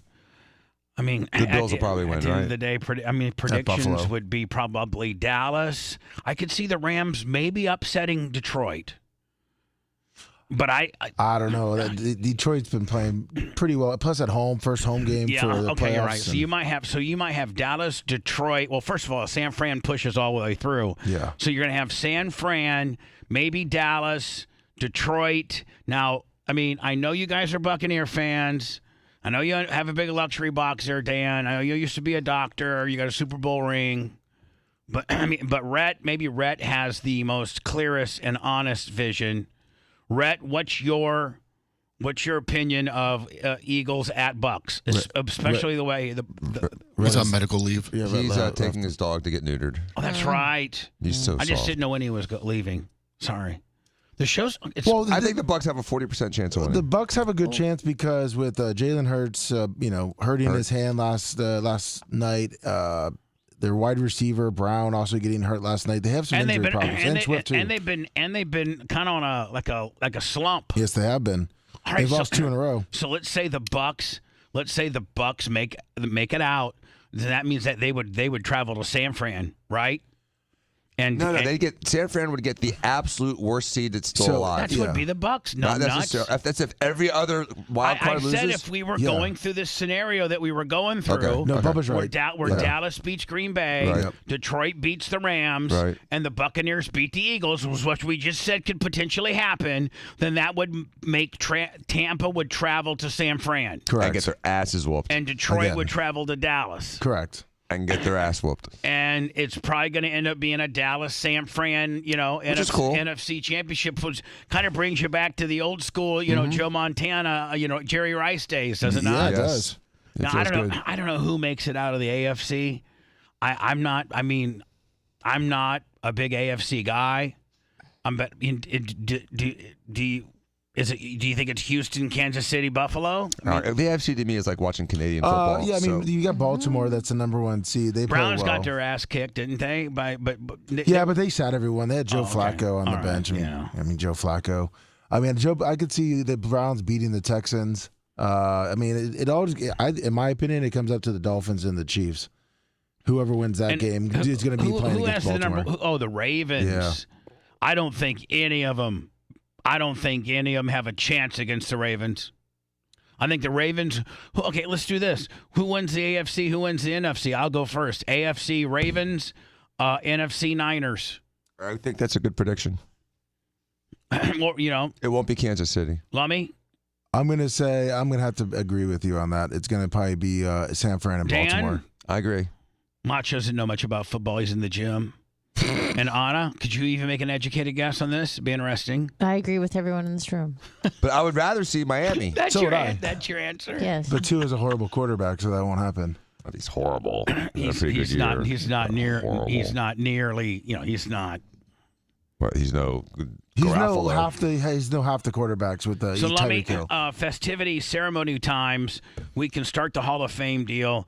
I'm thinking, help me out here, guys. If the doors open at 7:30 and you're partying hard, it takes an hour to get. Even kind of going as far as partying. So it goes 9 o'clock. So that's 8:30. So yeah, like maybe 9. And Lummy, I may have to redo the picture schedule because put on pause. Yeah, something like that. Cool. Lummy, maybe I have to maybe I build the ceremony into the halfway, give it a break between pictures. I redo the schedule of pictures and put it all in there. Like gates open at 7:30, and then the first these three people will be taking a picture, and then we're gonna have a 15-minute break where we do Hall of Fame ceremonies, and then we start the pictures back up. Now, I can't remember from last year because I was a little messed up, but did everyone make a speech? No. For the Hall of Fame? Did they get to say a few words, though, right? Yeah, I think they do. Okay. Yes, because I feel like I remember Greg and Amy getting up there thanking everybody. Well, but then I get a little faded. If you start getting a little, long-winded, if the music comes on. Well, no, yeah. Play them off. Yeah. No, but I'm going to hand the microphone to you, and if I need you to wrap it up, I'll give you wrap it up. Mm-hmm. And then if you keep going on, I'm literally just gonna take the microphone from you like a gorilla. Okay. So if someone says, I have 99 reasons of why to thank everybody for this. I'd be like, hey, all right, buddy. Well, if everybody thank John Costica for making it in here tonight. So what, 3 minutes or less? No, like 30 seconds or less. Oh, dang. Okay. Like 1 minute. Got it. Or two. We'll do 2 minutes. 2 minutes? 2 minutes. That's fair. And then, Lummy, are you going to be coherent enough to be beside me? Of course. And look at your little Boy Scout watch and know that it and give me so that we're accurate. Do you need a little stopwatch? No, I'm good. I wear my Apple Watch. Okay. And you put like a 2-minute countdown deal. You should have a whistle when it's done. And then, so this is how I want the protocol to go, Lummy. This guy's going, wah, wah, wah, wah. I'm going to think, wah, wah, wah, wah. And we really love the show, wah, wah, wah, wah. And Anna's my favorite, wah, wah, wah, wah. And, the show's got me through a lot of hard times, wah, wah, wah, wah. And then now we're at like a minute 50. I want you to turn to me and say, minute 50, boss man. All right. So, dude, they don't get a minute and 50 for the Academy Awards. Okay, Dan. Okay, just letting you know. Dan, we're in the middle of a parking lot in Tampa, Florida. I mean, with a 100-foot blow Dan, up. We're not on ABC TV. Like, we got all the time in the world, okay? Okay. Like, we're not trying to hit any network spots or we're in the middle of a parking lot in an industrial park. Right, gotcha. With portalettes and a tent and food and Domino's pizza. Woo! So let me, like a minute 50, just go, a minute 50, boss man. All right. Okay. And then I'll be like, hey, Fred. Super Fat Bubba Light. Hey, Super Fat Bubba Light. Oh, yeah, man. Yeah. You got 10 seconds. Oh, okay, man. Yeah, no, cool. Well, yeah, so, that's no problem. I just want to let everybody know that there's never no problems. And so when I call Bubba show up, I always want to tell him, like, hey, listen, there's no problem. And then when Bubba asks me questions and asks me to do anything, like he could literally tell me, listen, I need you to jump off the Empire State Building. And my answer would be, hey, listen, there's no problem. All right, Bubba Light. So today's after show will be all of us, including Seth, with the exception of Dan and Jay. They'll be gone. And that after show will be wherever you get your podcasting, whether it's iHeart, Spotify, iTunes. It doesn't matter. Greg and Amy, let me $50. Did you see that? I saw it before you. God bless. Yes, it hasn't come in on mine yet. Can you believe it? I got a direct line there, kiddo. Wait. Yep. Thank you, Greg and Amy, $50. Right. Woo! So now, I want to address dress code. I've been asked to address the dress code for the party. And now this is a controversial party in itself. Yes. I mean, this is not like you're not going down to the convention center and this is the Tampa Business Journal Awards. You know what I'm saying? Mm-hmm. Like this isn't the this isn't some kind of corporate really foo-foo. The Bubba Army's rough around the edges. We're not everybody is a Kenny Price or a Dan Diaco. No. You know what I'm saying? Most of them are like a big buck. Yeah. So rugged. Yeah. So those type of people are wired like me, and are heathens like me, and are not offended easily. Sorry, like Dr. me. Dan. And so there was a couple of, and I would not have come up with this idea had I not been asked directly. My wife wants to wear something super slutty. Can she do it? And I'm like, well, hold on. I'm like, well, yeah. So I like to make this announcement just so that not just a couple girls dress slutty and they're like, because not everybody heard. I want everybody to know, and I want to pass the word on as much as I can. Okay. Clothing optional. Well, no, we're not doing that, Dan. But guys, just casual, whatever you want to wear, it really does not matter. But girls, as slutty as if you were going to the Avian Adult Awards. Got it. Literally, if you had a gown that had your boobs jacked up to the sky that was see-through and that people could see your areolas, who cares? God bless you. Mm-hmm. Like, if you got that kind of swag to pull it off, bitch, work it. Mm-hmm. Work it. So there are no rules other than, no, there's just no rules. No rules? So what about guys, though? So a guy can't wear No, we don't want to see-through guys. Nobody wants to see Dan, nobody wants to see your dong. I do. Nobody wants to see your dong, Dan. Just curious. See-through pants for Dan. When you asked the question, what was your mindset? Were you thinking about really like a light beige, skin tight, yoga pants? For you? Yeah, without underwear. Okay, Dan, you could be the one guy that does that.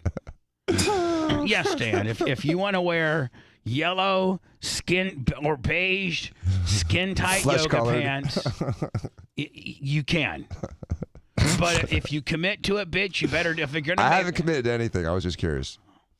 Well, you better think about it then. Okay. I mean, if you asked, did you not ask? He did ask. Okay, so if you ask, that means you're thinking about it, right? Just curious. Okay, well. I don't want to get pigeonholed into this one. Dan, you probably shouldn't have asked. Yeah, you probably. You know what? You probably should have kept your big mouth shut. Yep. So, in retrospect. So, do we have a ruling on your wife? I was hoping that the ruling would be she has elected to go be with her girlfriends and enjoy her birthday. I don't have a ruling and not worry about me because really, the last place that your beautiful wife, who's who is the day of her birthday, let's be honest, the last place she wants to be is this party. Not the last place, but one of them. I mean, okay, right behind a root canal. Right. I'm just saying, right behind a full-blown root canal, she does not want to be here. So let's just say, Romina, don't worry about it. You do your thing, but where we get the heat is that you're not included. Like she wanted her husband. Like I gotta think most chicks that are her age are over their husbands, and they don't want really their husbands to go. If they had an option to do a girls only birthday party, I think most women would. Right. Like most women, I don't fly, little birdie, fly. I hate him. He's such a dick to me at home. Why would I want to bring him to my party? I want to have a good time at my party. Right. F him. I'm so tired of him. He's the worst. So you don't know? You don't have an idea on this? I don't have a ruling on it at all. No, I didn't have that conversation. Have you even had a conversation? Not since you said that. No. All right. So when you do have the conversation, I'll try to do it today. Can you tell me how it will go? How will it go? I'll be Romina. Yes, Donnie, you would like to talk to me about something? Yeah, you ain't got to go Saturday night. You can go out with your family and friends. I'll take care of it. I'll see you. Oh, hold on. So you're Sunday. saying, Donnie, is that I do not have to go to that stupid party with Bubba, and instead I can go out with my friends and who I really want to go out with, and you're going to pay for it, Donnie? Yep. And not be mad at me, Donnie? Not at all. Okay, Donnie. Have a good time. You tell Bubba Don't thank you. Yes. Dan, this is your wife you're speaking. Yeah, of. happy birthday. No wonder she hates me. Like Anna, I don't lead him down these paths. I lead him down paths that could be just as positive as he makes them negative. I mean, as negative as you make these outbursts about your wife, they could all be positive. I'm setting you up to be positive, and then she could have a wonderful birthday either way. She could decide that she wants to be here. All that goes to me. But she may actually want to be here. I don't think she does. Yeah, she hates me. Just an age. Oh, you didn't see her eyes looking at me at the Christmas party. That's just straight. Hey, even the Birch Crick goes, man, Romina does not like you. Stone cold. And listen, chicks have chick intuition. No, you're right. Chicks can pick up chick power than we can. Mm-hmm. And she's like, man, she does not like you. And I go, I know. I know. That's sad. So Anna, today's a podcast. Tomorrow will be Clem Cush. Yep. It's all on my noggin. Wednesday will be the sports show that's our visual everywhere. And then Thursday, the you and Seth show. Two Live Jew, I think we might call it. I was just going to get ready to say that I'd seen that suggestion over the weekend, and I was like, oh, that's a great name. Yeah, I like that one. Instead of Two Live Crew, Two Live Jews. Yeah, we've already planned the content of our next show. Fantastic. Yeah. And so I got that as Thursday. Mm-hmm. And then Friday, of course, the Anna Hummel show. Of course. Seen everywhere. So Thursday will be the second episode of Two Live Jews. Mm-hmm. Right. That is a good I think name. It's Two Live Jew. Oh. Yeah. Oh, Like Two Live Crew. Oh, yeah. Like Two Live Jew. Sorry. Got it. Two Live Jew. Yeah. That's going to be funny. Yeah. I actually really enjoyed myself, to the point where I was very surprised. And I hope Seth wasn't offended by that. I'm like, I had a good time. He's like, yeah. And I was like, no. I had a really good time. I'm surprised. But we work well together, so it's good. Greg and Amy 50. Did I already say that? You got that one first. Right. So, I mean, you guys actually, I think we danced well together. You weren't faking it just as... No. I wasn't faking it at all. I had a really good time. Because you fake it sometimes. I mean... Well, sometimes you got to fake it till you make it. Right. But then I really made it. So anyway, I want all the women to know. First of all, the one thing is there are no rules. Dress code. I mean, Dan, to answer your question, if a woman wanted to show up nude, she could. She can. Just stay off the camera, I guess. Well, we're not gonna be Are live we doing anywhere. YouTube stuff for the Hall of Fame ceremonies? Maybe, but they know. I mean, we'll know where the nude section is. All right. Otherwise, we'll know what the feel nude free to be section nude. is. Yeah. Yeah. Or just wear the sluttiest of dress. You can't over slut. Okay. And then you other women, noted, like Anna, who is going to be showing up like an 8th grade, track. You don't know that in a track outfit. I dress up for Barb. An 8th grade lesbian with what the hell? Bag lady. I was actually on. I think I was on your Instagram. I think maybe this weekend, and it was showing stuff from the Bone, and I was like, man, she was cute all the time over there. Not really. Okay, I'm was just saying those, the pictures that I saw. The pictures that I saw were like you were cute as hell. Thank you. I So I wish you'd try that hard here to be cute. Sorry. I'm saying cute. A cute female. I promise you I didn't look cute when I was working there. But hold on, though. You got to understand. Yeah. This is a business. Yes, it is. So Dan brings X to the business. Mm-hmm. Douchey bag, richness. I bring 2 X's to the business. And knowledge. Yeah. Knowledge, swag, douche. It's like a big. It's a crock pot of coolness. Yes. That's what Dan brings. Of knowledge. And then Lummy brings, medicine. loyalty and manpower. Able to lift heavy things. Stupidity. Not stupidity, but slowness. Likability. Lovable, likability, slowness. Yeah. Those are your 3 things. Mm-hmm. Then Rat, he actually really is our video guy, but he chimes in as the filthy ginger that he is. He knows a lot about sports. Very passionate about sports. Very passionate about sports. Very passionate about bigger, blacker girl. Yes. Big black girls. And his wiener dog. Bigger and blacker. He's very passionate about his wiener dog. And then we got Macho Man, and Macho Man is our engineer, and he literally looks like if Macho Man, Randy Savage, was like 30 years old. That's what this guy looks like. Yeah. And he's really jacked up, and he's a bodybuilder. And if you want to freak him out, soldering and squatting. He's soldering and squatting, and if you really want to freak him out, tell him, man, Andy, it looks like your right traps maybe are developing a little quicker than your left traps. That'll set him into a spiral. I'm not symmetrical like I'm supposed to be. Well, yeah. So that's us. Yeah. Then Jay, and we need a woman that fits in with us. Yeah. That's got a little bit of sass about herself, not verbally, but look-wise too. We're in a very visual business. Yes. And so you're supposed to bring that, that kind of condescending, cynical, cute, female-derived opinion, which you do, but it would also help if you looked a little cuter. Okay. And if you didn't have the ability, see, and again, everybody's going to say Bubba's picking on Anna. Maybe people realize Bubba picking on Anna is to make Bubba's business better. I'm not picking on her like what she's doing in her private life. I'm just picking on her. Well, I'm not even picking on her. I'm trying to give her suggestions to help our business. So I'm just saying, is everybody going to take that I'm picking on you? Because I don't want people to. I can't control how they feel about anything, but I understand where you're coming from, and I will try to make more of an effort. Thank you.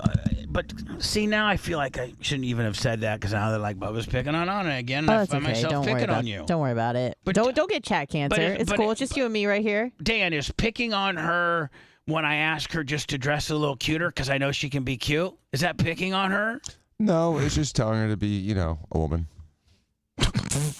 Just be a woman. I need help, clearly.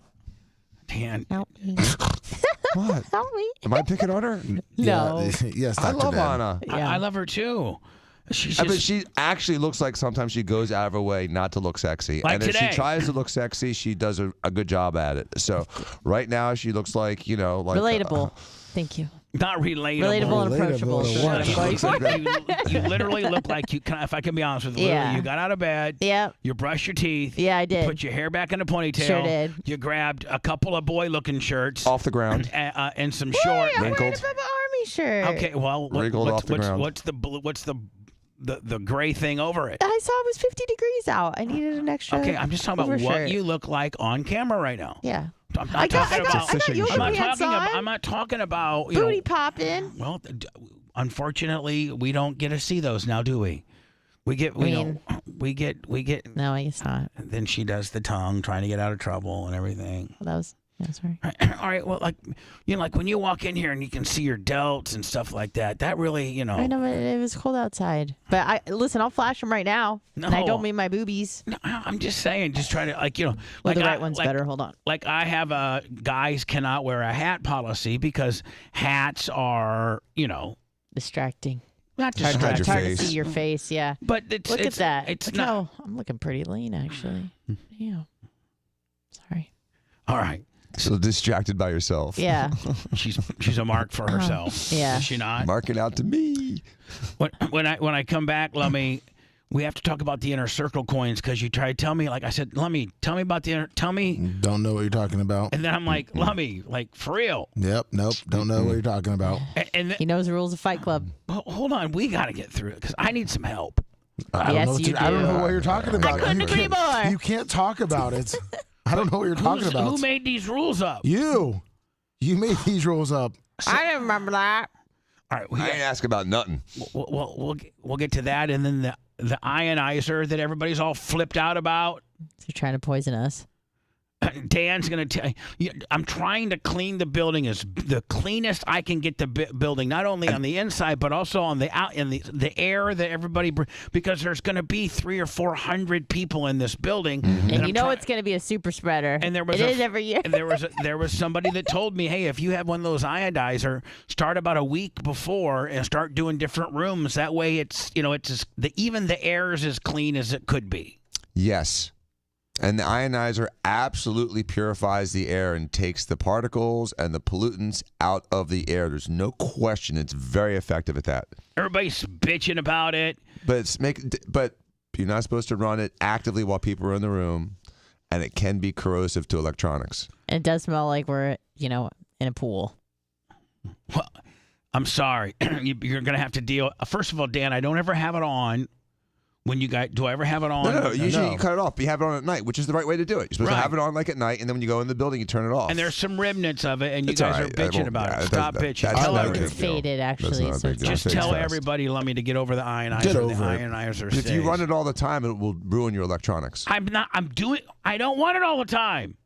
And plus, you can't have it on while it'll would it kill you eventually? No. It's just an irritant. But if you were in the same room as it. If somebody locked you in a room and put an ionizer in there and handcuffed you to a pole, would it eventually kill you? I don't know. I don't think so. I think it would be very irritating. But if you ran it literally every night, only at 12 hours a day, over time it would deteriorate your electronics. It's corrosive to metals. I'm thinking about running it once a week. That's perfect. Okay. Everybody stop bitching about the ionizer. Ionizer stays, Lummy. Got it? Good. He stays. Get over it. As if anybody cares, the Golden Globes were last night. And I don't even know who the master. I don't even know. I don't even know who Joy Coy is. He's a really famous stand-up comedian. That was like a fish. No, hold on. He's half Filipino. Very famous. Yes. Chris Rock. Nah, Filipino guys aren't funny. Okay, he's only half, but he's half Filipino guys are even less funny. He's pretty big. He's pretty big touring comic. 5'2", huge. He's actually pretty funny. He wasn't really much that funny last night, but also I feel like the crowd was kind of not really cool. We'll get to that next. Hold on. The pain, games, and mind fucks will continue. This is the Bubba the Love Sponge Show. Bubba the Love Sponge returns after this.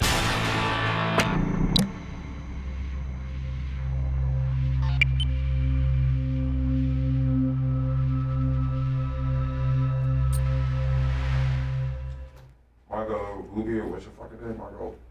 Robbie? She was actually put on a smile. Man, she's still fucking hot. She's so fucking hot. Yeah, she is. Very much so. Not as hot as she was in fucking Wolf of Wall Street, but fucking still. She's stunning. She's a very stunning woman. Classically beautiful. She's cool.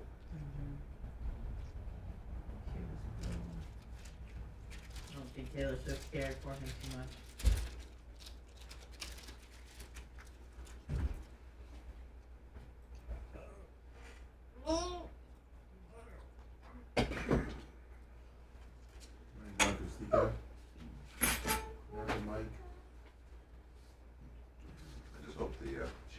playoffs long enough for Taylor Swift to break up with Travis Kelce and then him choke. So just to make your point. Well, I hope that happens for you. Thank you. They're doing pretty well, right? Casey? Is that right? Are they? I don't Are know. they even in a relationship? You know? Oh, I don't know. I'm just asking you, are KC, I said, is the team good? No, they're alright. They're not. Like, They're not as strong as they were last year. Is it likely that they will go to the Super Bowl? Then the playoffs, they probably won't prevail. Okay. Wow, I do look shit. It's that follicular phase, baby. Fucking lean the fuck out.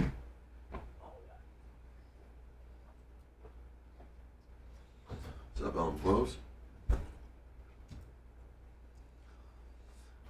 John Costica. Thank you, Xerxes69. Thank you, Stevie Grumpy Old Man.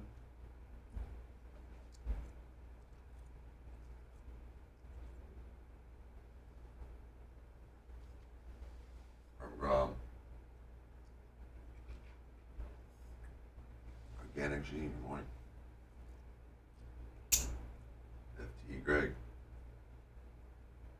Thanks again for the chair.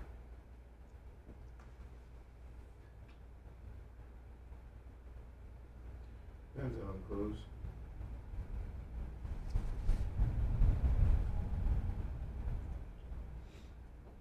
Are you flying out of Orlando to close? Browns, Ian.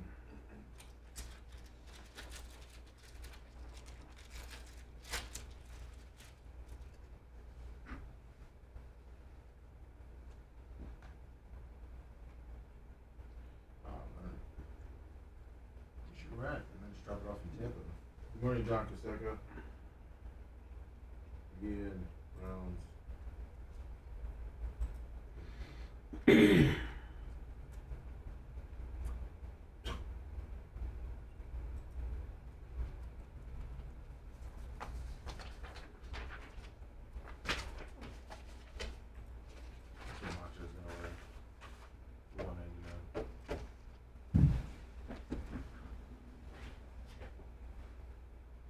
That's cool. He sent it to me.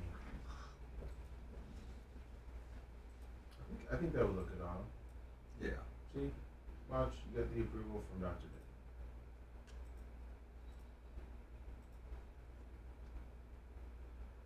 Yeah, go to the second one. I like the boots.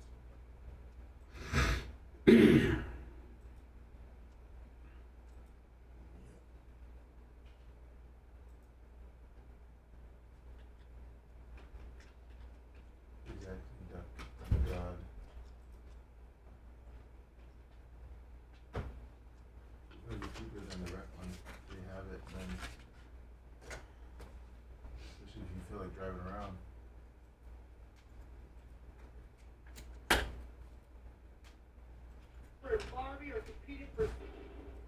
Such an interesting thing.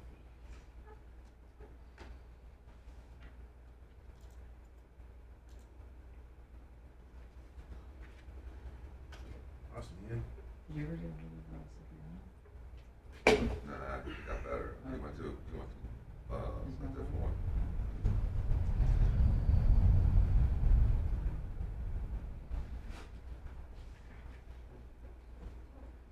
Felix? Who do you prefer for hip surgery? Doug Letson, Letson. Maria. Thank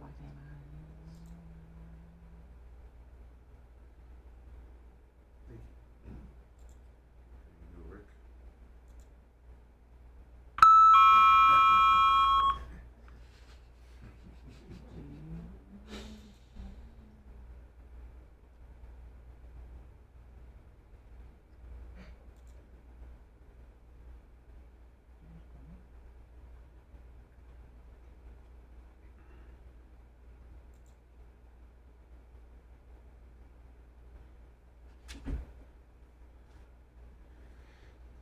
Dude, whatever you need, today or tomorrow, it's fine. Okay.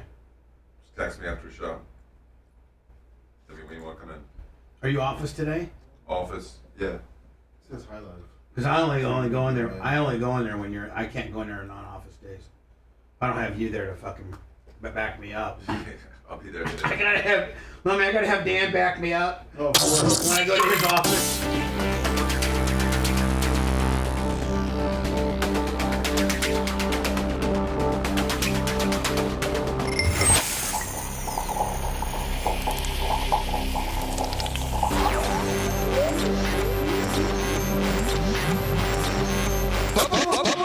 All day, every day. I'm an FT. Full tractor effect. You're my savior. I listen to it in the morning and at night. It keeps me awake all night driving that big rig down the road. Bubba the Love Sponge. We love you, brother. The Bubba the Love Sponge Show.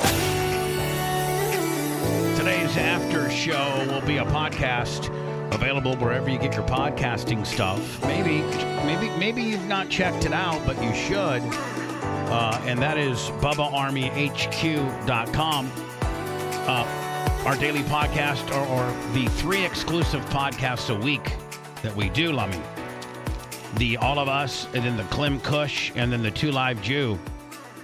All available at BubbaArmyHQ.com. And all you have to do is register. It's free. Just register to be a grunt. And that's just picking out a screen name and giving us an email address. Am I right? That's it. So today's podcast, Kush will join us at 10 o'clock. We'll knock that out and have it up by like 9 or so. So let me now this inner circle deal. I don't know what. No, you can at least acknowledge that there's a thing. There is a thing, yes. I don't know who's in it, if I'm in it, if anyone's in it. What I'm saying is, I have all these inner circle coins because I kind of mapped out kind of my little inner circle, and I don't remember who I've given them to and who I haven't given them to. Well, if you got a coin, you're not allowed to tell the person you got a coin, so no one really knows. But who's can you in tell it. me you got a coin? No. What? Now, yeah, you got that. That's well. I mean, I guess if you try to give someone a duplicate coin, they should say, "I already have one." Correct. Yeah, you can. Okay. You can do that if they already have one, and you try to give them another one. They are allowed to say, "I already have one." No, not allowed. Must say. Yes. They must say. Oh, okay. Well, then that'll help me, Lummy. Okay. So, because I'm going to have a pocket full of inner circle coins during BARP, because I know like I don't think I got one to Iggy, and I want Iggy to have one. But I mean, we never see Iggy because he's so stressed out. Exactly. But supposedly we have medication ready to blow dart him in the side of his neck if he gets too excited. Dan, can you bring some? Remember how Dexter would just walk up to a dude and put it aside? Can you bring some of that from the medical center? Appreciate Take him out, right? Yeah. Elephant tranquilizers. All right, so Lummy, I'm going to have inner circle. That's great because I don't know who I've given them to. So Lummy, the only way I would even know if you have one or not is if I would try to give you one, and then you would say, "Hey, listen, I already got one." Well, yeah. Well, technically, but I can't. Technically, if you follow the rules, they have to show you their coin, so they better have it on them. And if they don't have it on them, then they lose it. Oh, well, why wouldn't you just lie about having one to begin with? I guess you could. That's not following the rules, though. Stupid. I mean, the rules were set in place. Well, yeah. Okay, do I lie to Bubba and tell him I don't have one, or do I tell him that I have one, but I don't have one with me, which means I lose mine? No, Bubba, I don't have one. So then you have 2 now, bitch. I guess they were going off better record keeping. I hope people are honest about it. I hope so, too. So, and like I'll have to whisper in your ear. No, Lummy, I guess even the exchange is supposed to be secret, isn't it? Yes, it is, yes. Like I'm supposed to shake your hand and like slip it to you or something. Correct. Okay. Because no one's supposed to know that you have the coin. Right, it's a very inner circle deal. Yes. Right? And the leader doesn't know who has a coin now. Yes, I do. I'm just gonna go and ask people. Yeah. I'll know who's got coins by the end of the night. Perfect. Do you need a merch crick following you with a pen and paper? No, no, I do not. No, I do not. By 11 o'clock, everyone's going to have a coin? Yeah, well. Do you know how many you've given out so far? Not that many. He doesn't know.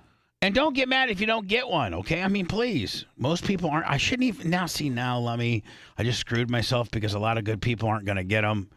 And it's probably just because I forgot. And I'll have a whole bag of coins when everybody leaves. And then if you didn't get a coin, then you're like, screw Bubba or something. I think they're going to be so messed up they won't care. Cool, perfect. Let's maybe we should drop the inner circle coin deal. I don't know. That way I can't make. Didn't you buy like 200 of them? I don't know how many I bought. Thanks for bringing that up. All right. Joy Coy or Joy Roy or Joy Schmoy, whatever. What Anna says, who's a pretty big time comedian. Yeah, I mean, he's not one of my favorites, but he's certainly he's big. Hosted the last night's Golden Globes, which who can I don't know anybody like Lummy. I know that you and me and Lummy and Dan and Rhett and Sumo and the boys could be like, hey, what's tonight's game? Like, we have. Like, we care about it. Oh, of course, yeah. I don't think anybody cares about the goddamn Golden Globes. The Golden Globes are on, no, but Bubba. I'm not going to text you and say, Lummy, don't forget, Golden Globes tonight, 8 o'clock. Thank you, Bubba. Joy Roy. Oh, yeah. Don't forget. You're a loser if this even matters to you. It's the NIT tournament, too, though. I mean, it's actually absolutely irrelevant. No one gives two rats' asses about It's not an Oscar. It's not an Oscar. Or an Emmy. Or an Emmy. That's it. What is it? And it's a Golden Globe. It's a Golden Globe. It's obviously for film. No, film and TV. It's film. See, I didn't even know. It's both. I just for heard everything. that he bombed, Joe Coy bombed, so I was very interested to see that happening. I wonder if they paid him like a big $5,000 for the gig. I mean, $5,000. They probably paid him more than that. Yeah. Well, why wouldn't someone else do it then? Because why did they pick literally the worst comedian that I've never heard of in my life? They've got everyone else to choose from. I know, because maybe people don't want to do the Golden Globe Award. Because it's such a jobber promotion to begin with? It's a lose-lose kind of situation. Right. Because if you're either not spicy enough or if you're too spicy, then everyone gets salty. So and then they have to get lower tier Willies. Who's historically who's been the host of the Golden Globes? What, like Ellen DeGeneres or something? Again, I don't know. Well, supposedly he only got asked 10 days ago, and he supposedly was paid $500,000. Come on, they gave him $500,000 for that crap. Here we go. Bad joke. Yeah, like another bomb. Like tripling down on the initial bomb. Jeez. Right? Yeah. Tripling down on the initial. So Joy Roy, that was the Golden Globes last night. He sucked. I mean, horrible. Stole their money. What network is it on? When were they promoting it all during the? Was it on? Was it on a network that was showing NFL games? Because I got to think that anybody that was watching an NFL game would not want to watch that. I believe it was ABC. Yeah.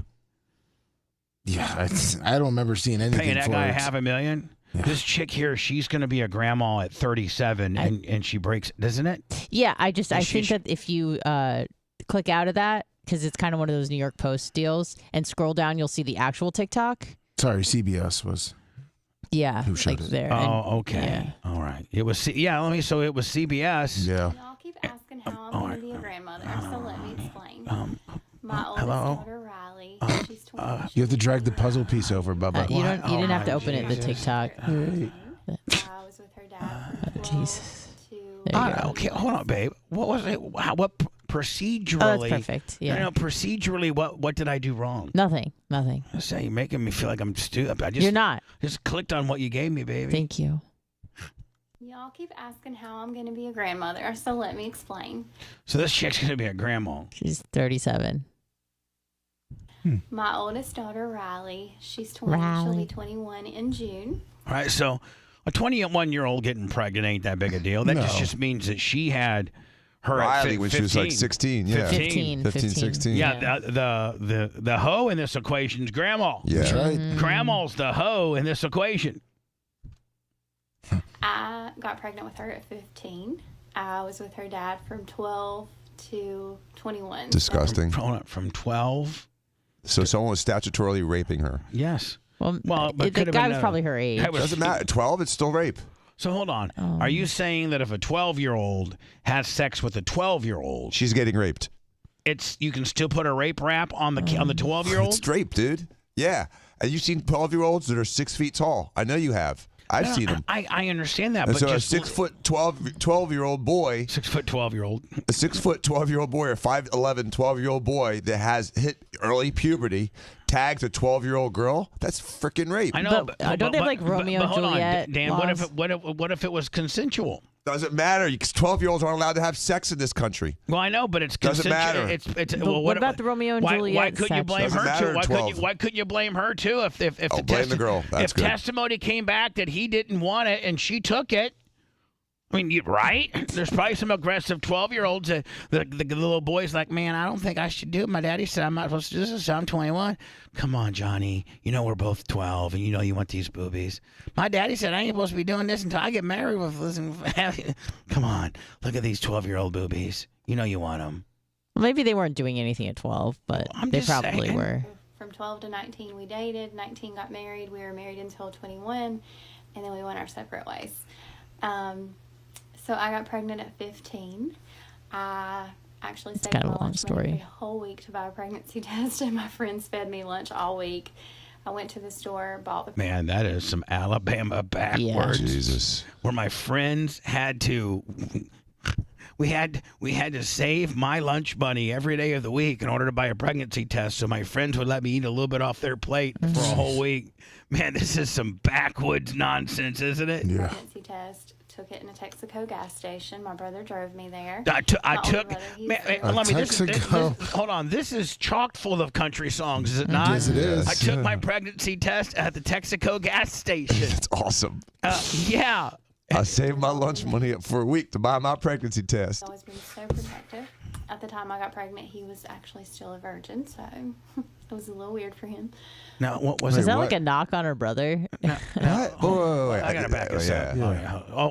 Her brother was older than her, and he was the one that drove her to the Texaco gas station, and he was a virgin at the time, even though she was like 3.5 years younger. Texaco gas station. My brother drove me there. My older brother, he's 3.5 years older than me. He's always been so protective. At the time I got pregnant, he was actually still a virgin. So. Okay, all right, we got it. So her older brother took her to the gas station to get the pregnancy test. He was still hadn't gotten laid, and she's over there just getting straight blasted. Yeah. Enough to have a kid. It was a little weird for him. But he took me to the gas station, and I went inside with my best friend, took the test, immediately positive. And the reason I thought I might be pregnant was I felt flutters. So when I found out, I was actually like 3 months and just hadn't realized at all that I had missed my period. I had asked my mom to put me on birth control. She refused and sent me to my room. And I was like, okay. But things happened. I ended up pregnant. My brother was like, don't tell Mama. Let me tell her. I don't want her to unalive you. Don't tell Mama. Unalive you? Is that a... Yeah, that's a Southern thing. Is it okay? Unalive? I didn't know about that. Kill? I didn't know that. Yeah. I didn't know that. Yeah, it's a Southern thing. Hold on. Ended up pregnant. My brother was like, don't tell Mama. Let me tell her. I don't want her to unalive you. I don't want her to unalive you. I'd never heard that before. Me either. Why? Yeah. Hillbilly ass. Huh? So Unalive. Unalive? Of me, he took me home. Me and my best friend were there. We made hamburger helper spaghetti. He took my mom for a drive. They were gone a really long time. It was like 2 hours. And I thought, oh, gosh. And by the way, holy filter your face off. Like you look like this. Like it's. I mean, it would be interesting. Be interesting to see what she looks like natural right out of bed, because it looks like this is heavily filtered. Mm-hmm. Not good. Which you women don't realize. Us guys don't like that. We don't like it. Oh, you can tell. What they both said while they were out. She said, "Why are you driving me so far? Just tell me, what is it?" And my brother was dating my best friend. She said, "Is Brandy pregnant?" And he was like, "No, Mama." And she said, "Well, what's wrong? Why are you driving me this far?" And then he told her, and she immediately broke down. And 'cause I'm a hoe. So my brother and my mom did not come back home. My mom came home with my ex's mom, and I was scared of this lady, so I was like, oh my gosh, you did this to me, Bubby. You told me you were going to take care of me, and you sent them back for me. I feel as though I'm so vested in this, I have to see it through. Unfortunately. And I actually feel dumber having watched it. And then my mom told my best friend to go to my room, and I was like, I'm in big trouble now. And they sat me down and had a serious woman-to-woman talk with me. And maybe a talk they should have had 2 or 3 years earlier. You little slut. Your childhood is over. You are now an adult, and you are going to raise this baby. You're going to take care of it, and that's that. And I already had every intention of doing that. I didn't know what I was getting myself into. I was very naive about that, but Because you're 15. that's how it went. Yeah, I mean, you're still, yeah. And I had my daughter when I turned 16 in November, and I had her in June. So that is how I'm going to be a grandmother in April. Yeah. Great job. I'm sorry, I can't say that, can I? No. No. White Trez ash problems. You know how Dan has a certain amount of problems? Mm-hmm. You know, my left front tire, my Ferrari has a nail in it, and I need to have the Ferrari come and flatbed it to the dealership and fix it. Mm-hmm. That's a rich guy problem. I got knocked up. I mean, I started screwing around when I was 12, got knocked up when I was 15. And now that kid's raised up and going to have a baby. I'm going to be a grandma at 30. I mean, that's a country song right there. I'm going to be a grandma at 37. We don't need to know the long. We do now know the long So is story. Lauren Boebert. She's a grandma. Is she 37 too? Yeah. Oh, the politician? Yes, the congresswoman from Colorado, who's in the news for getting her ass or allegedly punching her ex-husband. I don't know if it's true or not. Let's do that. Let's do that next. Okay. All right. This break gives Bubba time to Monty up on an unsuspecting member of the support staff. I walk up on him, I bear hug him, bite him in the shoulder. Jesus! Bubba the Love Sponge returns after this.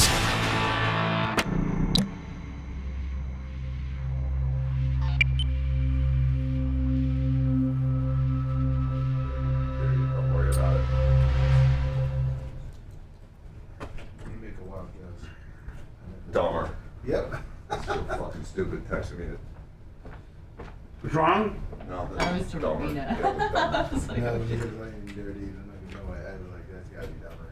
Yeah. Don't worry about his fucking car. And it's 90% chance of rain tomorrow. Yeah, yep.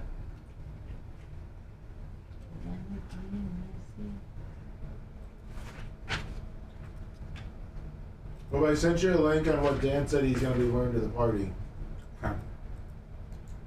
Oh, Jesus.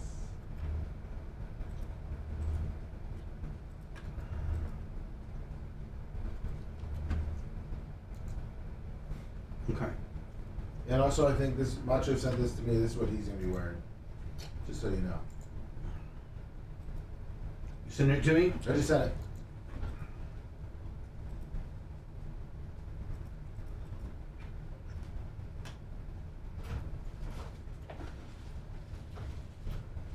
More protein, but 0 calories.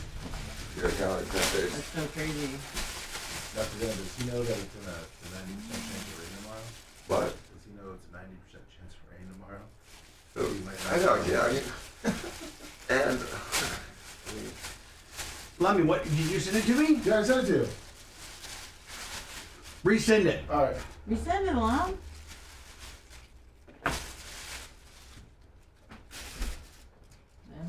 Send it again. All right. Oh, thank you.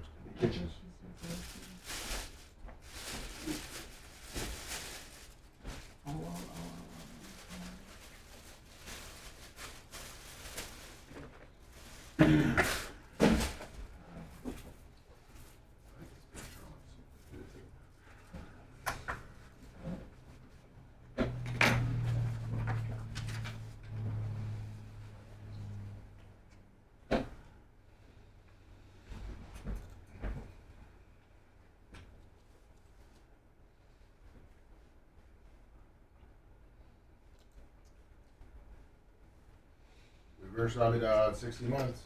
Thank you.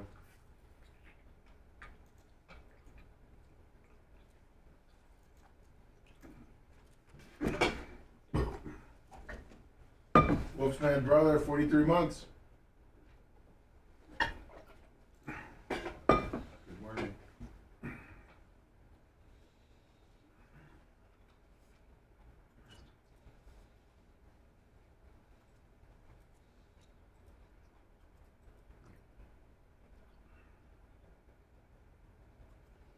Melissa Carpenter.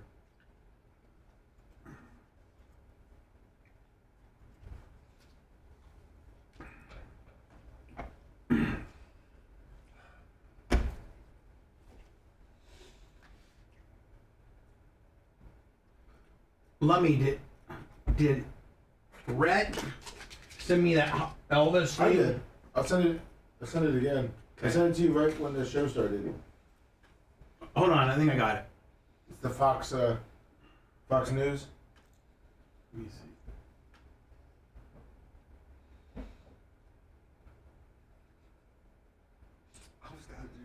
I think you said it. Yeah, send it back to me. That was just Send me one. I thought when you sent me. I made you laugh, but I thought I was done with that. I think you're gonna blast it all the way up. I sent it back. Hold on, but that's usually how it goes. I'm sorry. It's okay. I'm like, oh, that's good. Yeah. That was a Dan, I love you joke. I should have clarified that. Every time I pulled it up, I laughed.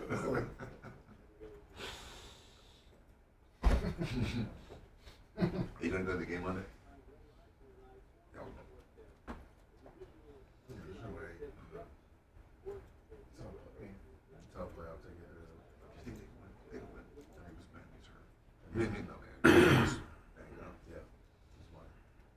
It's away, and they're catching all kinds of grief. Everyone's blaming everybody right now.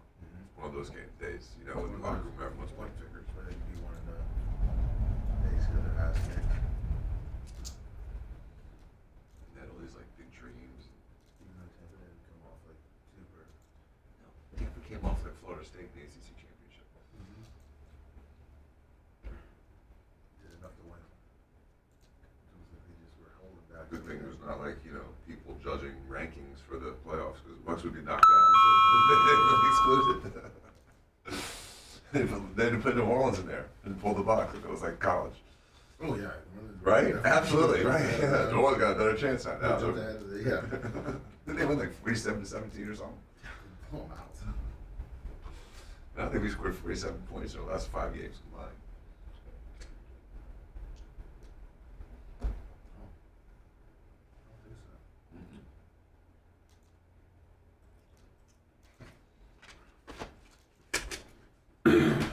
What's up, Dark Man Steve?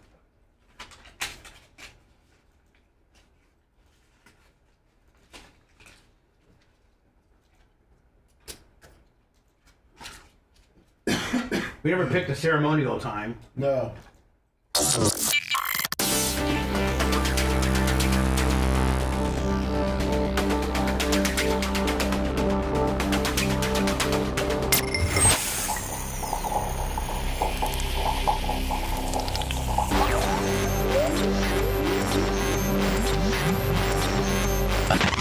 Bubba the Love Sponge. It is. I'm here for the sponge. Mate, it's all about mate. It's got to be Bubba. I laugh so hard. Bubba the Love Sponge. Ow! The Bubba the Love Sponge Show.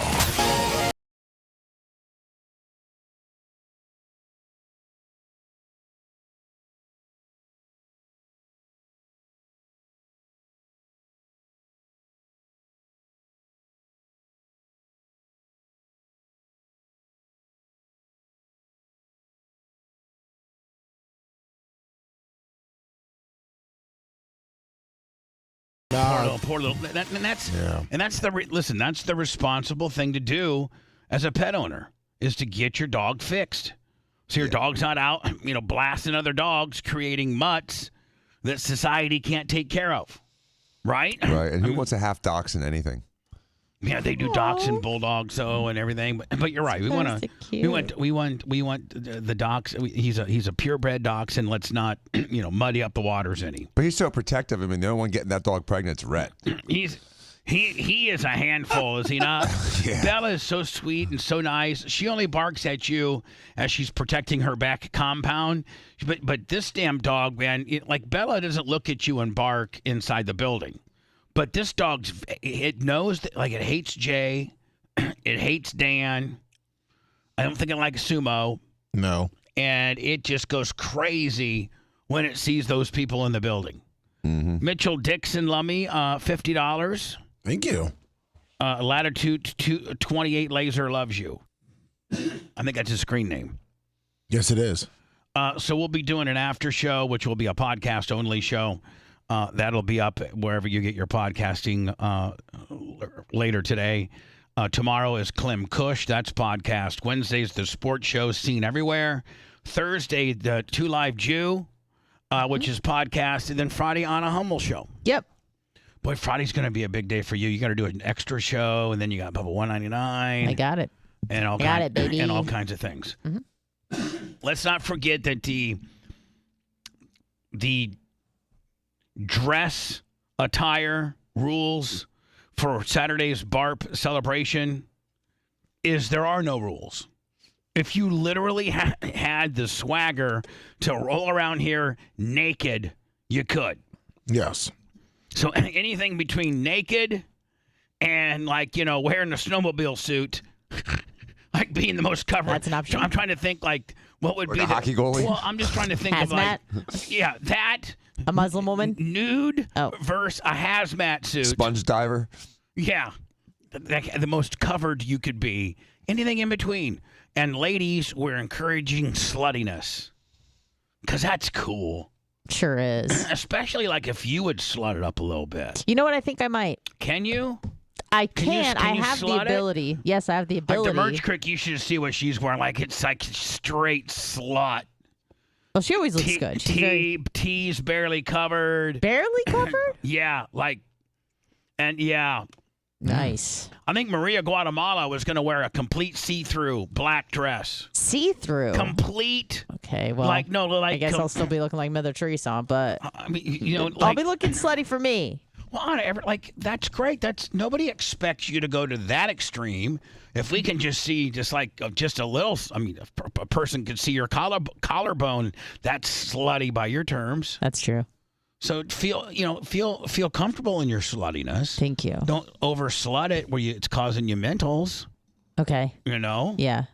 But now, Lummy, I wonder how slutty it's gonna get. Well, I mean, a see-through dress from Maria Guatemala, that's pretty slutty. Who do you think will be the sluttiest? I think Maria Guatemala, maybe followed by the Merch Crick, maybe followed by maybe the two fun girls that Will's bring. Brandy and Mandy? Yeah, Brandy and Mandy. Jay's here. Followed by, hold on, is Jay here? Yep. Hello, Jay. Good morning. How was your weekend, my friend? Very relaxing. I had a relaxing weekend, too. It was nice. Lummy, did you have a relaxing weekend? Yeah, it wasn't too bad. I saw you carried some trash out of here, so thank you for that. Oh, of course, no problem. And then Average Joe came in and did a little gravel work there. That looked nice. Yeah, he's going to try to finish it on Wednesday if that's okay. Yeah, perfect. Okay. Perfect. I just got my dog fixed like Rhett's doing, and I tell you what, he's already mellower. He's better. Yeah, but they don't remove anything in a girl dog. They just clip the... They take care of the hormones. The hormones will be gone in 6 months as far as that, what's being produced by the uterus, correct? Dude, first of all, the uterus doesn't produce hormones. Second of all, Dan, I'm just correcting him. All right. Well, it doesn't change your behavior like men, like dogs? Hold on. Both Diacos, please be quiet. Thank you. Because, Anna, you can see where this was going, couldn't you? I sure can. Dan was getting all churned up to give Jay the medical deal, and then Jay was going to basically tell Dan to shove it up his ass medically. It's just a stupid dog. And then just it was the dance they do. Dan, chill out when talking about a dog's reproductive system that Jay may not quite be up to speed on as you are, you stiff son of a bitch. Now, address your brother with some respect. Okay. Thank you, Bubba. Thank you. I appreciate that. I feel like who was our judge in our no, he was not. He was not fair. Not Doug Arnold. No, the one in the MJ. I'm sorry, in the hog trial. Figueroa. Figueroa was fair as hell. Yes, he was. Yeah, I feel like Figueroa up here telling you two to just be quiet. So, Dan. Yes. Is it you're saying it's far less traumatic for a female dog to be spayed than for a male dog to be fixed? Well, and why would that be, buddy? When a male dog is fixed, they remove the testicles. They don't just clip the spermatic cord. And when you remove the testicles, you're removing a hormone-producing organ. So there's a lack of testosterone after the testicles are removed. So does your dog become a little bit more bitchy? Bitchy, a little mellower, a little bit more snowflakey, really? A little bit more, a little bit more, a little less, maybe a little bit more like Brian. That's what happened to Brian when he was younger. Is that they gave him a vasectomy when he was 4? No, they cut his testicles off. You think he has testicles? They're in the jar above Steph's fireplace. Either guy's Jesus. But when you do a dog, a female dog, you just clip the fallopian tubes. Really?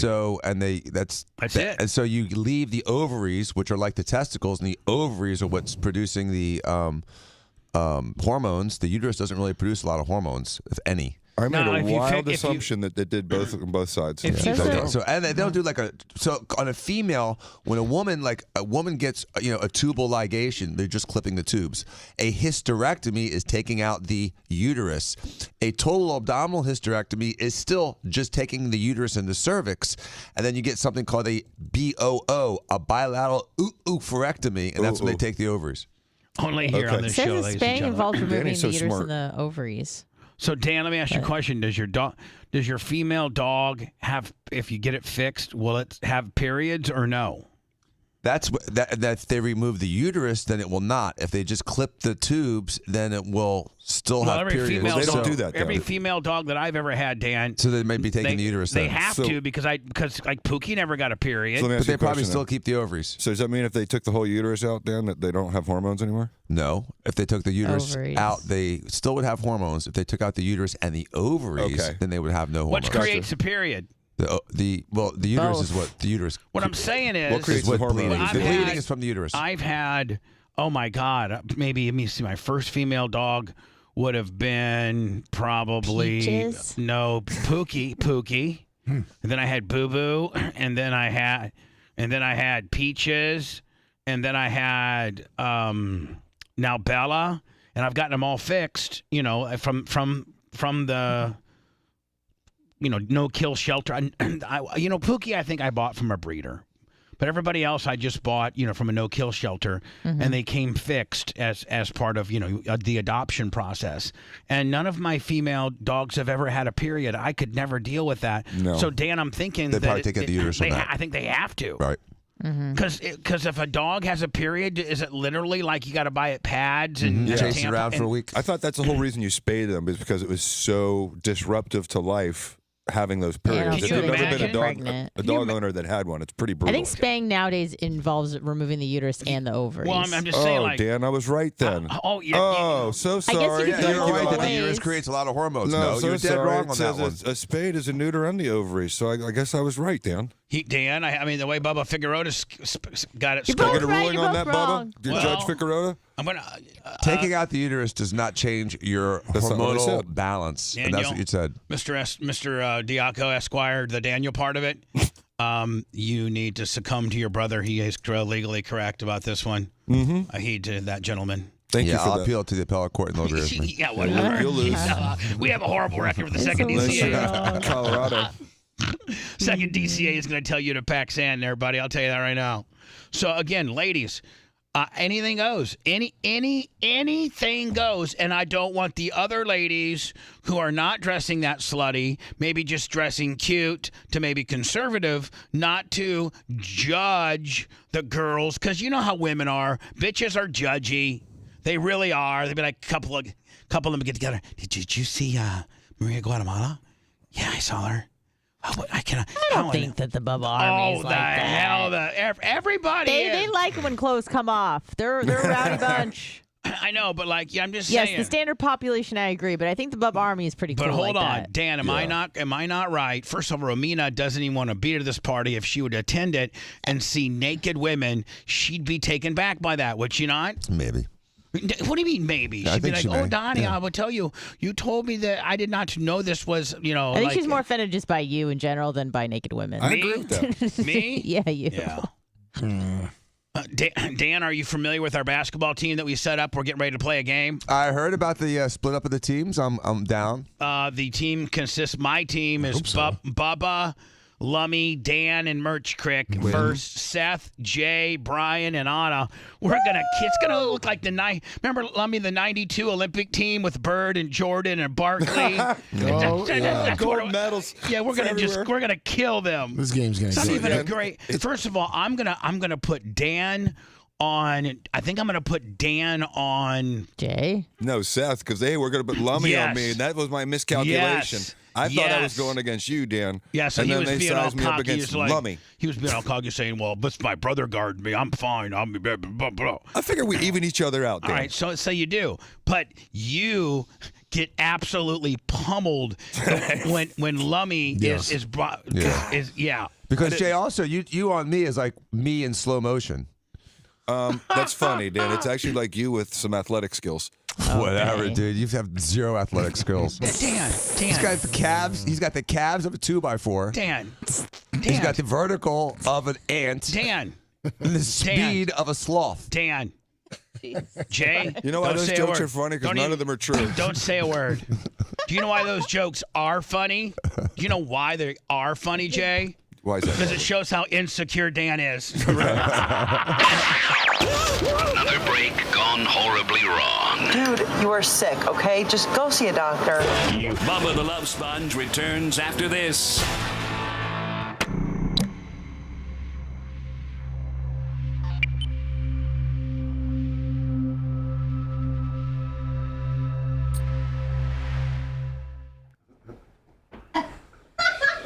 Be gentle on me, Lummy. I'm going to have to rely on my speed around you like Brian on Bubba. What do you mean you're sloth? Who's on me? I don't know who you guys are putting on me. I thought it was Brian. Yeah, like Danny on Seth and then you on Brian, which would be interesting. I will kill Brian. See, that's where I think our team sucks now. I was No, expecting. don't say that. Oh no, we're gonna be fine. Seth's got some skills because he likes to play hoops. He actually can play ball, and so I can he be very against Danny. I distracting. could see him getting Danny pretty frustrated. I can be very distracting.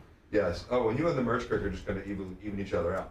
Yeah, Although well, I I got like 3 inches on her. No, Oh, you do? Yeah, she's short, way shorter than me. Yeah, You're she. super athletic. I give I'm the. athletic. I can jump. I can dunk. Well, I can't. You know what? I'm rethinking this. Yeah, I'm pretty strong. You Maybe know? we just send it to the outside and let Anna take all the shots. Yeah. Anna can't From the shoot. key. Anna can't shoot worth a fuck. You don't know me. Have you ever seen me? I've seen you shoot a basketball. It's No, you horrible. haven't. That's a Horrible. lie. Have you ever seen Danny shoot one? Bubba? No. He shoots on like a guy that's been working out too much. Don't try to Alligator arms when get. he Don't try to shoots get the in my ball. head, okay? Sorry. Lamborghini Mercy. What's that? Murcielago. Are you getting some leggings? Man leggings? Those underwears? Oh, those for Dan. Not me. Those what? I honestly, my eyes are so bad. Does it say Fulton pants? Oh, Danny would wear those in 2 What does seconds. it say? I can't read it. I think it says Fulton. Okay. My eyes are getting worse. Bad. On an airball homo, what the fuck? Danny would need some tuck friendly.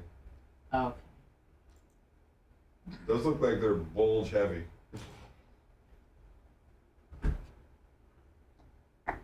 They might as well. That's what your brother is wearing. For what? So just don't. Look, you know what that looks like? Skin color. Make sure he gets the same color as his skin. Dan, Jay. I will. Just we're gonna just quiet. Wade through this Gotcha. together. Gotcha. Quiet. Yes, sir. Quiet. Is Candle coming to Barb? I believe so. Oh, yay. Oh, really? Romina won't give us an answer. It's her birthday, so, you know. Well, that's kind of a big deal. Yeah, Social you're summit with the 15. rest of our family. Yeah. You're 15? What the hell? Come on, man.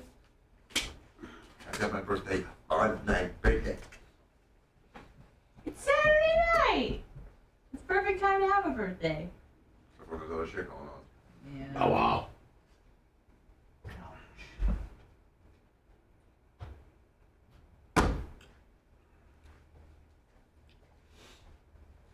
Morning, Lummy. Morning, Jay. Good morning. You should get those shoes. Remember those shoes? Oh, the spring ones? Where's some quickness? with the front part's like that much deeper. My friend Bob Lucarini had those. He could dunk though. He's only 5'11". He could dunk. It didn't make him. Who can dunk at 5'11"? My friend Bob Lucarini could. He had those spring shoes that I told that Greeny. Jay should Remember wear. those training shoes that were really tall in the front and then had a short heel? Yeah. Make your calves look stronger and more range of motion, he can dunk. I could dunk a tennis ball. I could never dunk a full basketball. So you should get those shoes then. I should have. I just wasn't into it.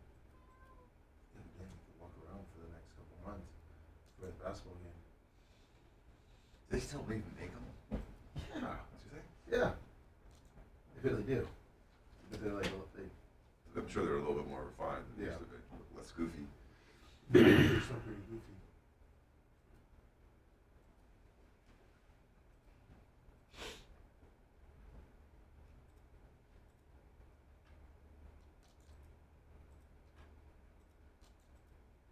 Jim Flask, you are 100% right, and that was one of the first chapters of Rules for Radicals. Is that if you ridicule someone, you take all of their legitimacy out, and you destroy their power.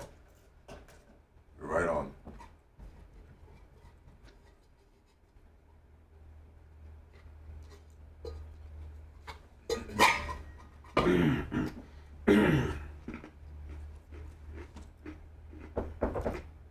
So tell me you gotta put that chair together.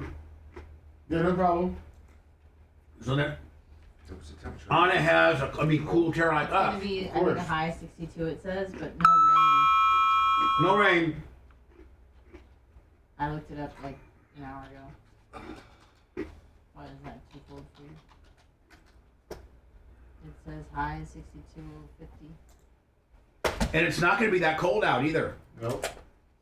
No. It's gonna be nice. Friday there might be a little rain, but that's okay. No, it's going to be low 70.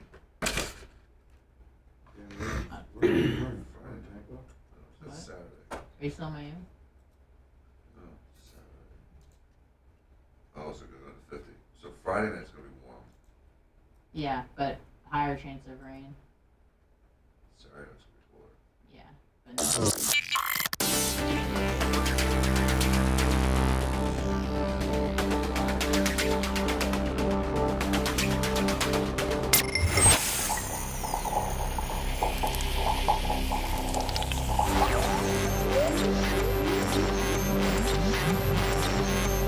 I'm out in the car listening to Bubba the Love Sponge. Oh.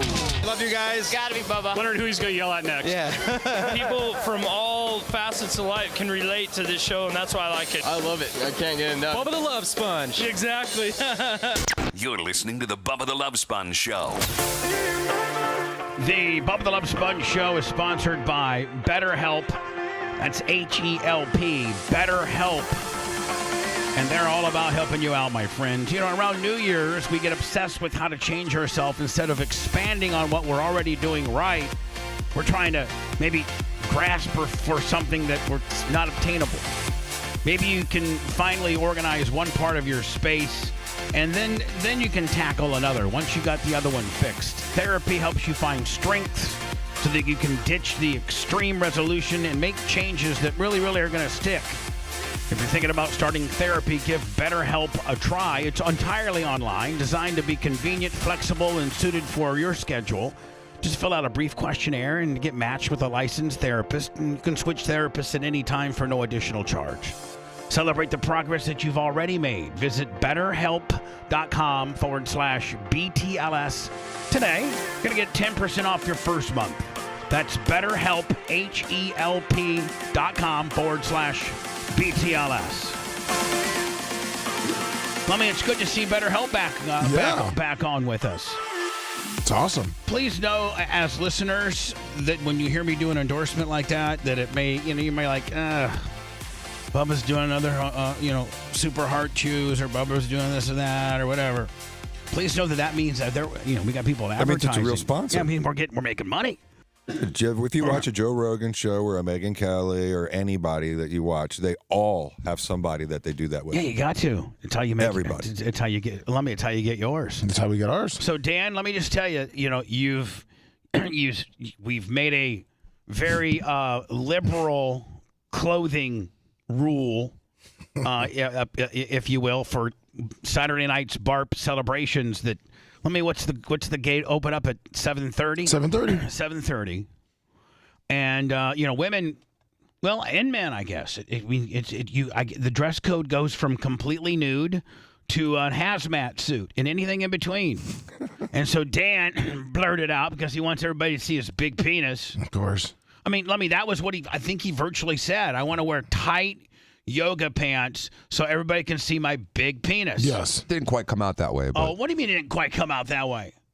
I mean, you just didn't say big penis, but we all got it. Yeah. Well, if I was this athletic, big penis understood. You know, if I was as athletic as fast as you, I'd do it. Dan has sent me an example of the pant that he's going to wear. The thing about this, Dan, is if you sent this, you sent this to Lummy, did you not? Yes. Okay. No. Hold on.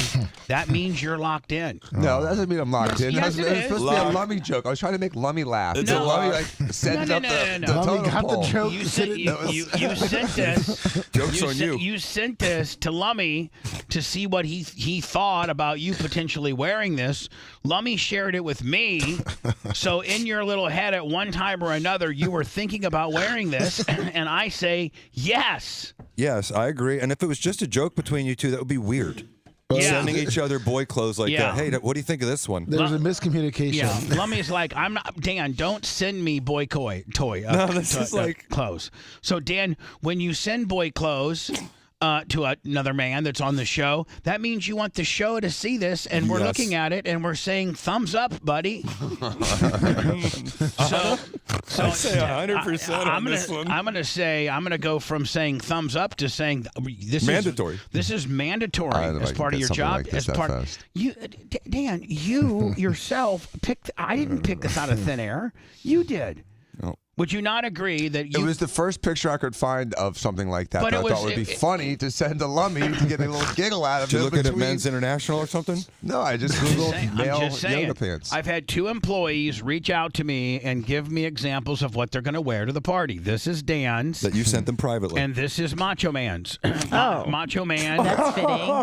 Yeah. Macho Man has already ordered that. For real? Amazing. For real. No, that one's inaccurate. I sent Lummy the correct one because that one won't fit. Apparently, muscular guys don't fit into that. That's made for a guy like me, not a guy like you. All right. Big. Well, Lummy, can you resend me the one that? So anyway, Dan, you're locked in on this. Like you got. He gets a second send.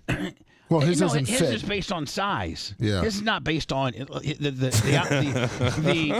I sent you the new one. The theme is going to be the same, Dan. It's just a different size. Right. Yours, hold on here. This is Macho Man's right here? Yeah. All right, here.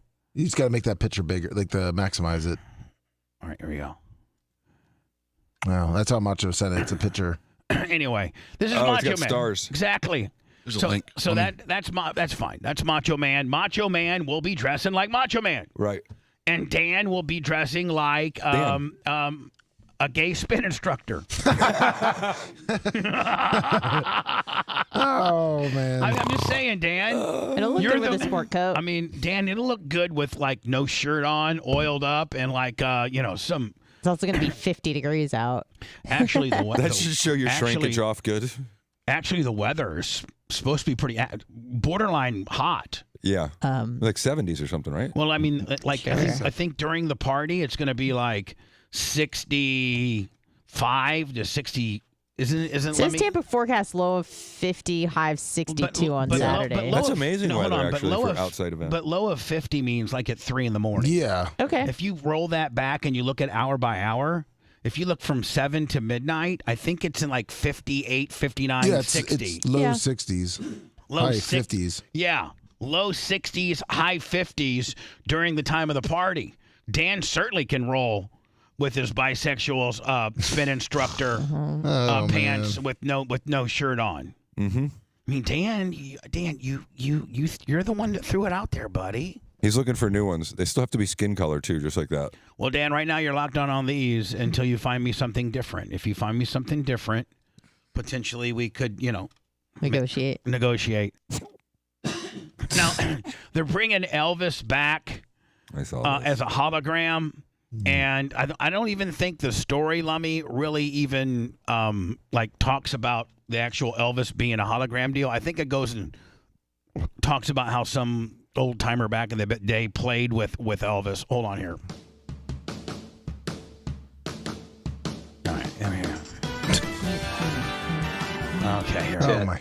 The original Christ auditions almighty. for the talent show, 35 girls and no boys showed up. So the school bulletin said, come on. I grabbed Glenn and said, 35 girls? Let's go after it. So we did our first number. And this was like this guy from the Four Tops. Oh, jeez. So the video does not match the story at all, Lummy. Supposedly they're bringing Elvis back on this big tour, and like where they're going to fill out like hologram, like where the Lightning play, like those, like the arenas, the 16 to 22,000, arena enclosed arenas. That's where they're bringing Elvis AI. Which Elvis? Vegas Elvis? I hope it's the young Elvis, not the bloated Elvis. That would be great if they did a timeline. It would be. Like you started out when he was at the Tupelo Fair for the first time, and then that Black Leather Elvis came out. It was the best looking Elvis ever. The '68 comeback special, and then you go into the 1975 at Market Square Arena blowed out. His last show that he did was in Indiana. Did you know that? I did not. The last show that Elvis did was August, I think, 1974 or 5. No, well, didn't he die? I think I remember this date. Is it August 16th, 1977? That's when he died. Yes. Right. That's when he died. 7. But I like remember a month before that, Anna, he was doing like a limited performances where he'd do a gig a month. Yeah. And like a month before that, his last time on stage as a performer was in Indiana. Was at Market Square Arena, which has now since been know demolished. Yeah, let me ask Alexa here. Hey Alexa, what was Elvis Presley's last performance? Elvis Presley's last performance was on June 26, 1977, at the Market Square Arena in Indianapolis. Anna, you tried to interrupt it. You wouldn't let it play out. Because he died at the end of August, right? August 16th, right? Open your big mouth up. Sorry. Trying to step on my brilliance. I sent you a news story on it from CNN. A news story on Elvis, like the AI performance. Right. Just so you had something to play with it. I saw the story on Friday. The problem I think is who's going to watch it other than people that are our parents' age. I mean, I wouldn't even go do it because I'm not that interested in Elvis, and I thought he was a super stud, one of the biggest studs of our lives. But I wouldn't go. Not relevant. I wouldn't anymore. go to. You're just going to go to the Michael Jackson AI concert, Jay? Is that no, damn, just I'm one not of you. going to any of and them. those pants. Oh Jesus. And Bubba's a huge Elvis fan. I'm a huge Elvis fan, but I'm not going to the arena to watch him play a concert. He's really not Me there. too. I am. I love his old stuff. I mean, I'm a huge fan, and I love his stuff, but I ain't going to. No, we're not going to get dressed up, get the merch crick out, get candle out, get a bait. I mean, did you go do that? No way. There's 10 other things I'd rather do first with Bubba. Yeah. Hold on. Reality. Hold on. You ain't nothing but a hound dog. Stud. Crying all the time. You ain't nothing but a hound. Man, he just how high was he? He had these hankies, and he'd wipe his sweat off, and then he'd throw it into the front row, and these bitches would literally look like they're trying to rob a bank, trying to grab that thing from the next bitch. Did he really die on a toilet? Yeah. Oh yeah. Yeah, he died on the toilet. He vomited and choked on his own vomit. Blew out his O-ring, trying to put. What was he on? He was taking so many opiate-based pills that it constipates you, and really? for real. I mean, I think Dan the Doctor will back that up. Yep. Thousands of the star's personal photos and hours of home videos are being used to create new performances generated by AI. The immersive show called Elvis Evolution starts in London this November and will then travel to cities including Las Vegas, Tokyo, and Berlin. What do you think of that guy? Come back for Elvis. Very handsome man, of course, who love him. Very handsome man. I mean, Elvis was, at one time probably the most, He was a triple threat. He could sing, he could dance, and he could act. Or arguably, maybe some people would say no, but that was the deal. If he were a triple threat, and he was the full triple threat. Yeah. If The Rock could only sing. I know, right? The Rock could only sing. The Rock could only sing, right? Or dance. I mean, J-Lo's a triple threat. Elvis was kind of The Rock without muscles. Yeah. I mean, he was an actor. He was most noted as a musician. When's the last time we had? I don't know when the last time we had that. Well, Billy Crystal was always known as one of those guys. A triple threat like that? Yeah, J-Lo. J-Lo definitely could. She's done it all. Sing, dance, act, does it all. You're right. Justin Timberlake did it, but not much acting, but he can act. Mark Wahlberg. Yes. Sang. I guess. Yeah, I mean, Good she just hasn't vibrations. done it. He never went backwards again, but he was a full-on singer-dancer, dude. His dance moves were the deal. He only had like two records. Right, but they were big records, and then he parlayed but I into mean, Hollywood. Elvis had like 56 number ones. Yeah, that's and true. went out there and would be number one in the box Oh, office. Britney Elvis had Spears? 30 number ones. She was in Crossroads. 30 number one songs. No, we guys, we all have it wrong. The master, the king of the world at this right now is Lady Gaga. No. Yes, sing, acting, and dancing. She was on. Not a great dancer, but yeah, she does sing and act. She's had a few. She's been in a few movies. It's No, actually, she's good. Dan, it's actually No, Bradley she's Cooper. good. Dan's right. Stars Born. No, it's Bradley Smashes. No, because Bradley Cooper She was in, has the- one or two records. What was the movie? Not But the he could do Ferrari. it all. No, but if you look at House of Gucci. But if She you was in look a at Gucci movie. volume, Elvis had like 56 Well, then it's Jennifer number Hudson. ones. No, it's not. She won an Oscar. She doesn't sing. She Yes, won she an does. Oscar. She's She a won American singer. Idol. Jennifer Hudson won American Idol and then went on to win an Bitch can't Academy dance Award. though. And can't dance. Oh, you're right. And she how had many- like multiple hits. Yeah, like how many Lady hits? Gaga. How Lady many Gaga hits? is the closest thing to Elvis. But no, I not even think close. I agree. No, not even. No. Bitch has been in very limited movies. Right. No, she hasn't. She's in Elvis- House of Gucci. She was in you're Stars stupid. Born. Elvis had he like did 50, too. didn't he, Bubba? Listen, you can say Justin Timberlake then because he has a good Justin amount of Timberlake's records, massive. and he's been in a lot of movies. That's what I and- said. So, and he can dance. Whatever. You guys are stupid. Yeah. Just make it. Just nobody. But everybody that you mentioned is a little bit of one thing, or a little bit of or a lot of the other. But Elvis was the king of one and the king of the other. You're right. He'd go out It's and like he the- would do an album, and then they would write a movie to support the album for real. Yeah. I mean, there's been nobody since that. He would do an album, and they would write a movie that would be the title of that album, and he'd go be the star of that album, of that movie. Then, and although his acting was, a lot of people were critical of how good it was, he still brought in huge box He did. office numbers. He sold and- out the theaters. Yeah, and that's what it's all about. Is sales. But yes, Anna, he did die from taking too many pills, and I think did he just push too hard, or did he? I thought he have a heart threw attack? up and asphyxiated in his sleep on the toilet or something. Like he choked on his own vomit. The I thought. details were kind of sparse when we were kids. I remember Let's we had find heard out. that he blew his intestines out, is like what I'd always heard as a kid.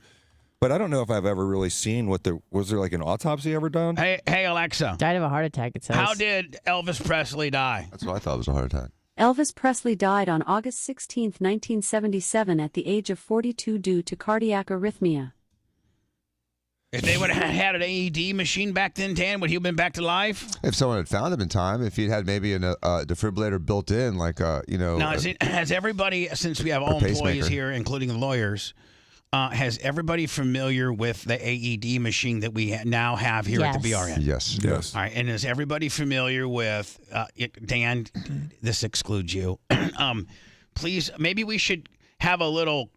Dan, maybe we should have a little drill. Training session. A drill. A drop dead drill. Yeah, and of course, Lummy's got to be the one that drops dead. Because he's right. The one but most likely to. Well, it's either me or Lummy. It's either me or Lummy that's most susceptible to a heart attack, probably, and then go through a drill. And because Let me down. It's timber. Because for everybody that's listening, it's so simple. You literally turn the machine on, and then the machine starts talking to you, and it'll say, "Take the A probe," or take the A patch and put it on the left upper chest. Take the B patch. My left or his left? Sorry. Jesus. So listen, Bubba. Why? Can you see? Hold on. Can you see my frustration with her? Yes. She sabotages me on stuff that doesn't matter. Right. And then it takes me off my game. I'm sorry. So, Bubba, I should be the one that fakes the drill because if I'm here, I'm saving your life, and if I'm not here, all you guys are responsible for being the hero. So the only one that's never going to have to, learn how to use this is me. So I should be the dummy that goes down. Okay, fine. You said for the drill. Jay said you said it, brother. Right. But so here's the deal. Dummy down. I mean, doesn't matter how stupid you are, the machine talks to you. As soon as you open the machine up, it starts talking to you. And if for some reason the machine what you're the person you're trying to save, if it doesn't have the condition that this machine fixes, it tells you, take the pads off, put this thing away, and can maybe. Does it probably tell you to start administering CPR, or I don't know what it does? Can we do that all the way through, Dan? Can we get new pads and can we try it once and actually put it on you and see if it says go? Sure. And just with the agreement, we're not going to actually shock you. It won't shock me. It won't shock It them. knows better. Yeah, it won't. I'll shock its ass back.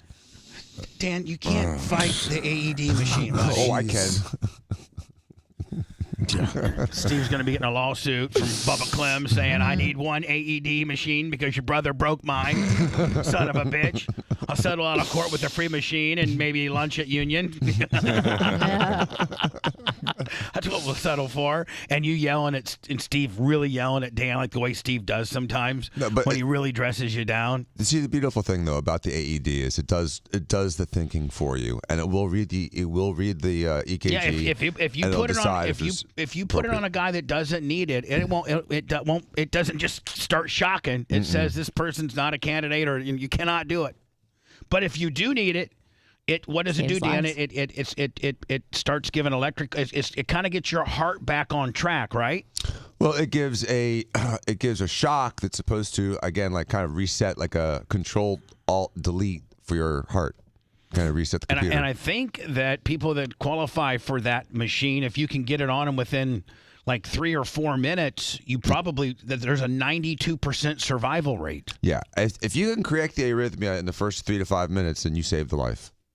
And it's just like Squad 51, where you have to clear the body. If it's going to shock the body, no one better be touching that body. Boy, imagine Lummy flopping around like a fish. He'd probably break some TVs and stuff. Oh, yeah, we don't want to break those. No. What would happen if someone, like during Squad 51, they select the same kind of paddles, right, Dan? It's going to electric charge. It's the same kind of charge. Right. It's just not the paddles. It's just you put the pads on. But it's doing the same kind of charge. But everyone, remember, they'd say clear, right? So what happens if you don't clear? You get shocked. Bad? I mean, yeah. Could it put your heart in the wrong rhythm? Uh-huh. Really? It could throw So you if into you're holding, if we're getting ready to shock you, Dan, and I'm holding your hand, just come on, Dan, and I don't let go, man. I can, but we saved Dan, but killed Bubba. Yeah, especially if you have it cranked to 300. You know what I mean? There's in the normal manual ones, you start off like 100, then you move to 200, But the then machine 300. tells you where to put it at, doesn't it? Well, no. The AED, you don't have to think about anything. It just knows what to put in. Right. It'll shock you at the lower one first. You're talking about the old school emergency 51 ones. Right. You had to dial in the amount of shock. Right. And you turn it up every time. If you went full nuts. Right. And somebody's holding on to your buddy's hand. They're going down. He's getting full nutted. Yeah. Does it make the whole chest do that thing like it did on the show? Okay. Does it make them physically move? A little bit. About 10% of what you see on TV. You don't jump off the table. It's just like a little.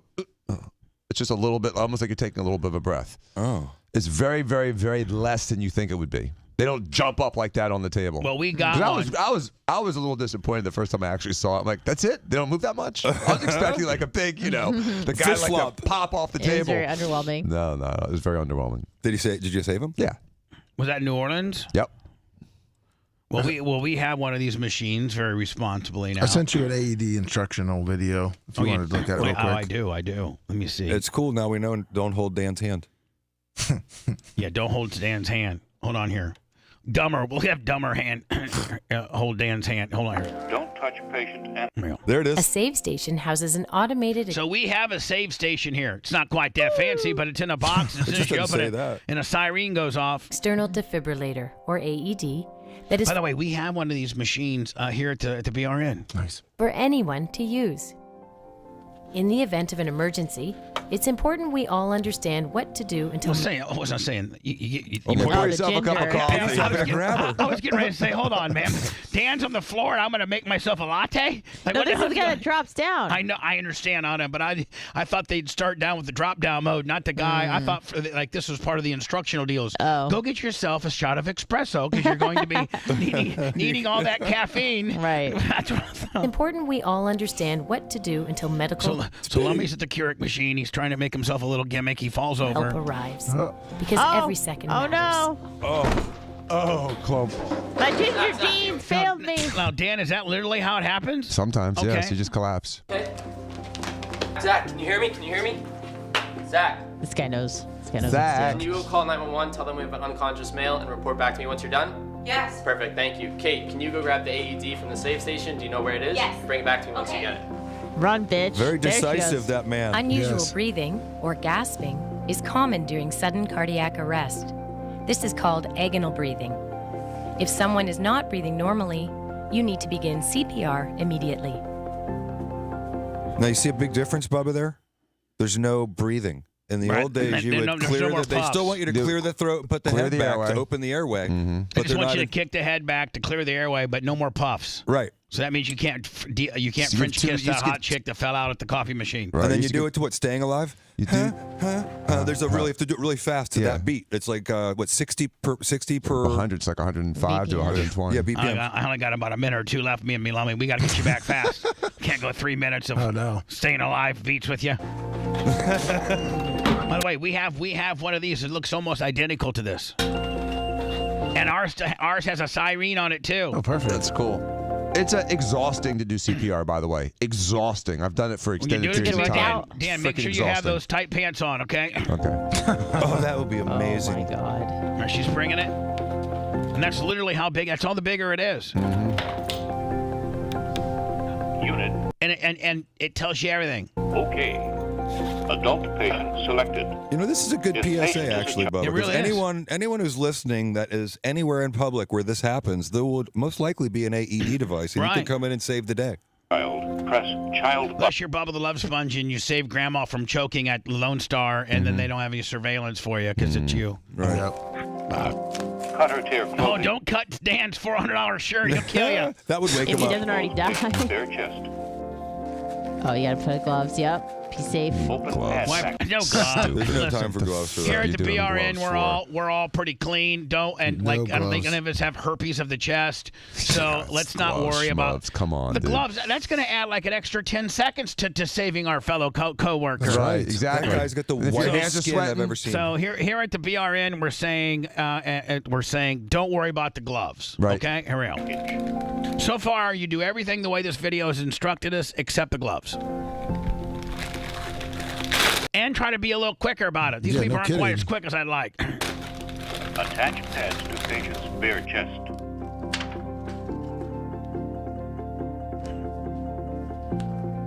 Hurry up! Will you do this, Dan? Yeah. I want to put it on your chest. I want to put him on his balls. Like the old days. What? All right, so you do this, and then you put the one on the side by the rib cage. Okay. Boom, all right. Don't touch patient analyzing. The Zoll 3 fully automatic It's with the stop AED sign. will deliver a shock if necessary. Shock advised. Your job is to keep everyone away from the patient while the shock is being delivered. Shock delivered. Start CPR. See how small? Okay, wait. Did you just see that? That's it. That's all he moved. That's actually an accurate rendition of what the shock looks like. Looks like it's Michael just Jackson a when he little was bit doing of a twitch. like a little Billie Jean, you know. Yeah, just exactly. Watch, ready? That's it. That's it. That's it. Exactly. It's like Just a Billy. didn't grab his dong. It's like a Michael Jackson Billie Jean hee hee. It's all it is. Watch. Will deliver a shock if necessary. Shock advised. Your job is to keep everyone away from the patient while the shock is being delivered. Shock delivered. Boom. Start Yep. CPR. That's all it is. It's like a heavy cough up. That's it. Push to match the tone. Oh, it gives you a tone, Yeah. Danny. Yeah. Nice. Yeah. Look how fast that is. I know. It's about looks like a rookie that's having sex. Don't touch patient analyzing. They're we not go. going to last 2 So minutes. now they're saying, all right, we're getting ready to get another shock. He's breathing. Zach, it's okay. Help's on the way. Zach's gonna be okay. 911's on the way. For real, Dan? Can it be just like that? Where all of a sudden now Yep. he's alive again? Do they keep it on in case he goes back? Yep. Because it'll keep Zach, monitoring. You're Are they okay. doing a chiropractic move here? They're saying in the recovery position so he doesn't choke on his tongue. How to use the Zoll AED 3 Oh, on talking a about child. kids now. Like if a little Walker would come over After here, let me. turning Oh, on the yeah. machine, You should have you one. will have the option to press the pediatric button. Oh. Unit. Okay. You will use the same set of pads as you would for an adult. Adult patient. No, Dan. Why would Different, yours have a different amounts pediatric of one? energy. Different. You don't need as no, much what energy. I'm saying is, how likely is a kid to have Yeah, one? how likely is a kid to have? I've never heard of a kid having a heart attack. Until the last 3 years, I was you gonna see a say bunch before. of 14 to 20-year-olds just dropping dead on I the field, gotcha. unprecedented. The Viz accident. Nah, you never knew so. You know what I'm saying? The You know what I'm saying? Kizzo visit Niz Whatever could you be talking about? Taking a shiz out in the ears on her. 1 in 24 have it right now. Press child button. Child patient selected. Open the pads and place the purple puck on the center hell? of the chest Shows you how to between the do it. nipples. The green pad will then be placed on the front of the child. Oh, so you reverse it for the kid. Place the blue pad in the center of the bag. Oh, see, Dan, that's real estate. You're a real live doctor, and you didn't even know that. You just learned Look at something that. today. No, on this particular AED, that's how it works. I understand. On a normal Bubba. defibrillator, you'd still Jesus, put everything the God same. forbid he just said, okay, thanks. Okay. What a dick. Dan. Unless we need Between him to the use shoulder blades. Yeah, until I need my prescriptions refilled, then I love the guy more than anything. Exactly. I got COVID, Dan. I need you. Continue to follow voice prompts What time am I gonna until see you medical. tonight? And all he does is just schlep you off to Jennifer, then she hates you. And then I call her so much, she's like, what?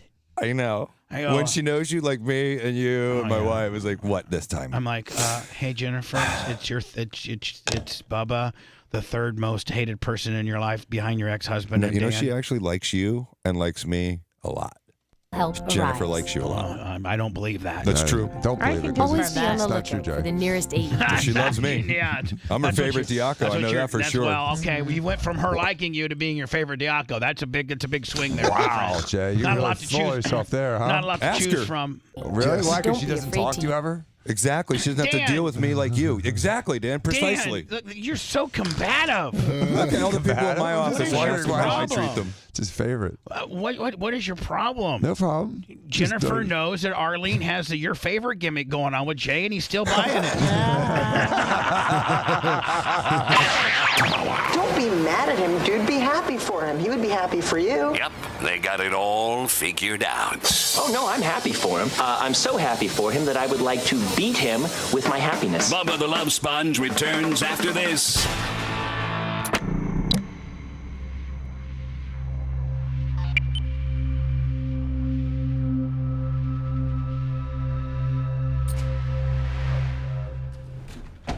Hi, Dr. Dan. All right, see you guys.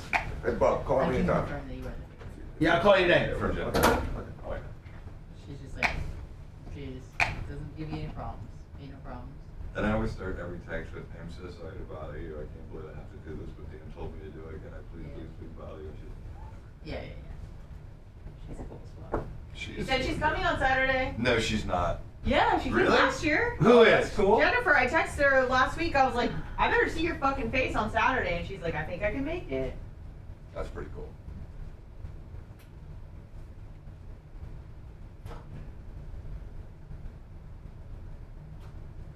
You in the middle of prep for the next park? I see you in the kitchen for 30 seconds. Me? Yeah. Yeah, let's go quickly. 30 seconds. 30 seconds. That's all I need. So I was responding on cleaning the Watch out for nosy ass on. whatever the hell it's called. The name tags for Hall of Fame. What's up? I'm gonna call you the police. Double checking on that. Well, thank you. Oh. Yeah, I will. Buy one of those for Walker. What's up, Dan? Wolfgang Grady. It was a brand new battery that went out. Much is mad. Oh yeah. Somebody told me that I shouldn't be copying him and do my own thing. What? Who said? Somebody important. Oh. That's the whole point of being funny, though. I thought it was cool. I think It was it'd be- funny. I think it'd be cool though. Yeah.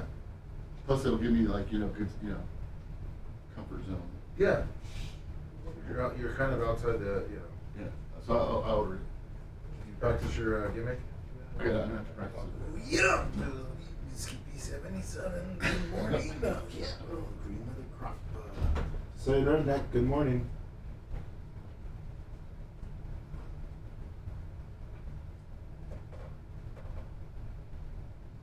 Just.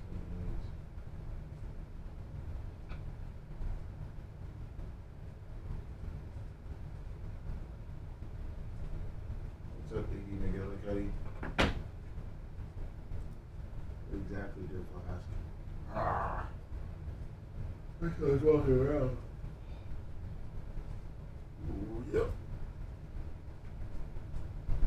So David Boy 352.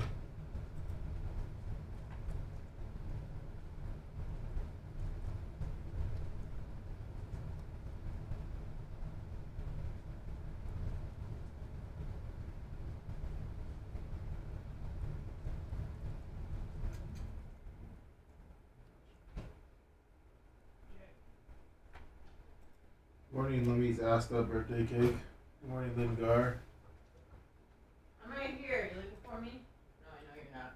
Big Linger. Good morning. No, I'm looking for Jay.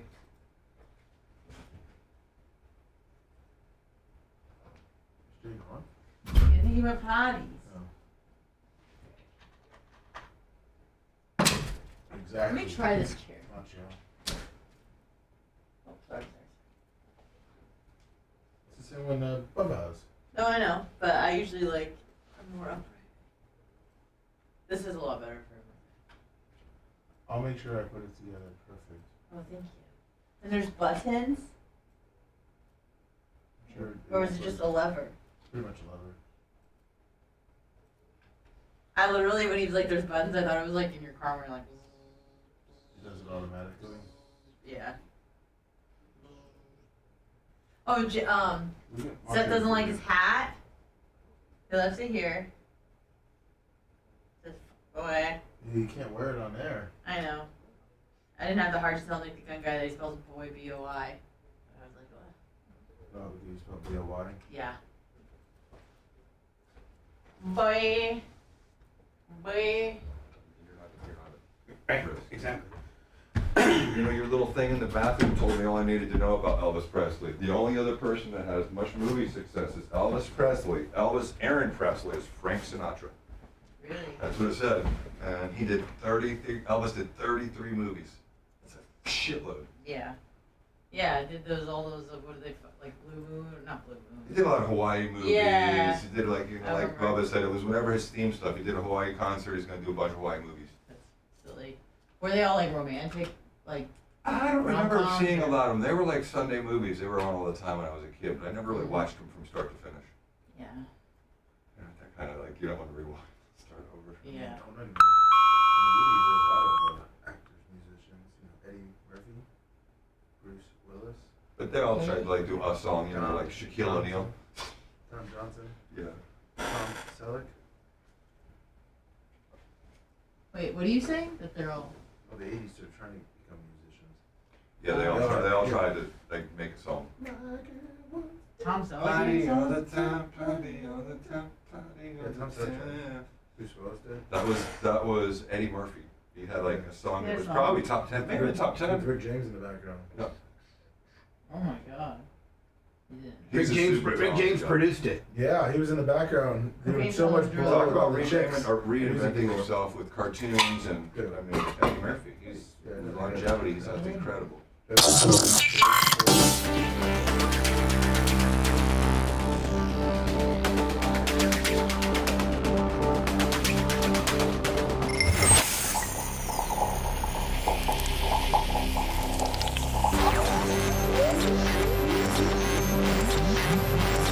Bubba the Love Sponge! I love everything about the show. Every day for 4 hours, man. It just makes time fly by. Gotta be Bubba. This is awesome. I love it. I spent about 2 hours in my car when it's supposed to be a 20-minute break. Yeah. Bubba the Love Sponge. You're listening to the Bubba the Love Sponge Show. Don't forget, Bubba Army HQ, BubbaArmyHQ.com. A bunch of stuff going up daily on that. We just scored and found, we had misplaced it, but we now have found it. All of the Cox morning shows. Oh, yeah. We're in the process of getting all that up. Yep. We're in the process of just doing lots of things on Bubba Army HQ. So go over there and peruse around a little bit, if you will. This is our kind of our gala week, if you will. This is our big Super Bowl this week. It's our 6th annual Bubba Army Royalty Party, BARP Awards. With that, Lummy, comes Thursday, the sex with a quad. We kick off our celebratory week with getting a full-blown quadriplegic man in a bisexual 2 girls, 2 guys pile. We do that, Lummy. It'll be videotaped. We'll have documentation of that, and you'll be able to go to my OnlyFans account at the Bubba Army and watch. It's somewhat disturbing, but you can't stop watching it. Then Tate's Pizza, 5 to 7 on Thursday. Bubba 199 with Anna spinning on Friday, and then the ceremonies of the Hall of Fame inductees, and just overall hanging out on Saturday here at the studios. The dress is whatever you want, from nude to a hazmat suit and anything in between. Some ladies have already proclaimed that they're wearing see-through stuff, and it's just like, and I just don't want the ladies that dress really slutty to be judged. Please don't judge them, please, because we'll have Dan in this particular outfit. He's already said this is how I'm rolling right here. Skin tone. I hope Dan rolls this way and he looks small.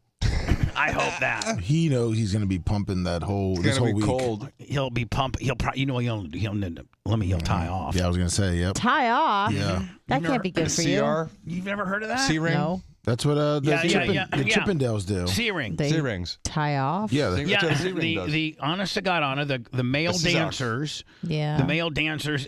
Remember that used to be a lot more prominent back in the day when they would be like every Thursday night. The swinging in circles. The hunks of funk will be at this particular obscure nightclub every Thursday night.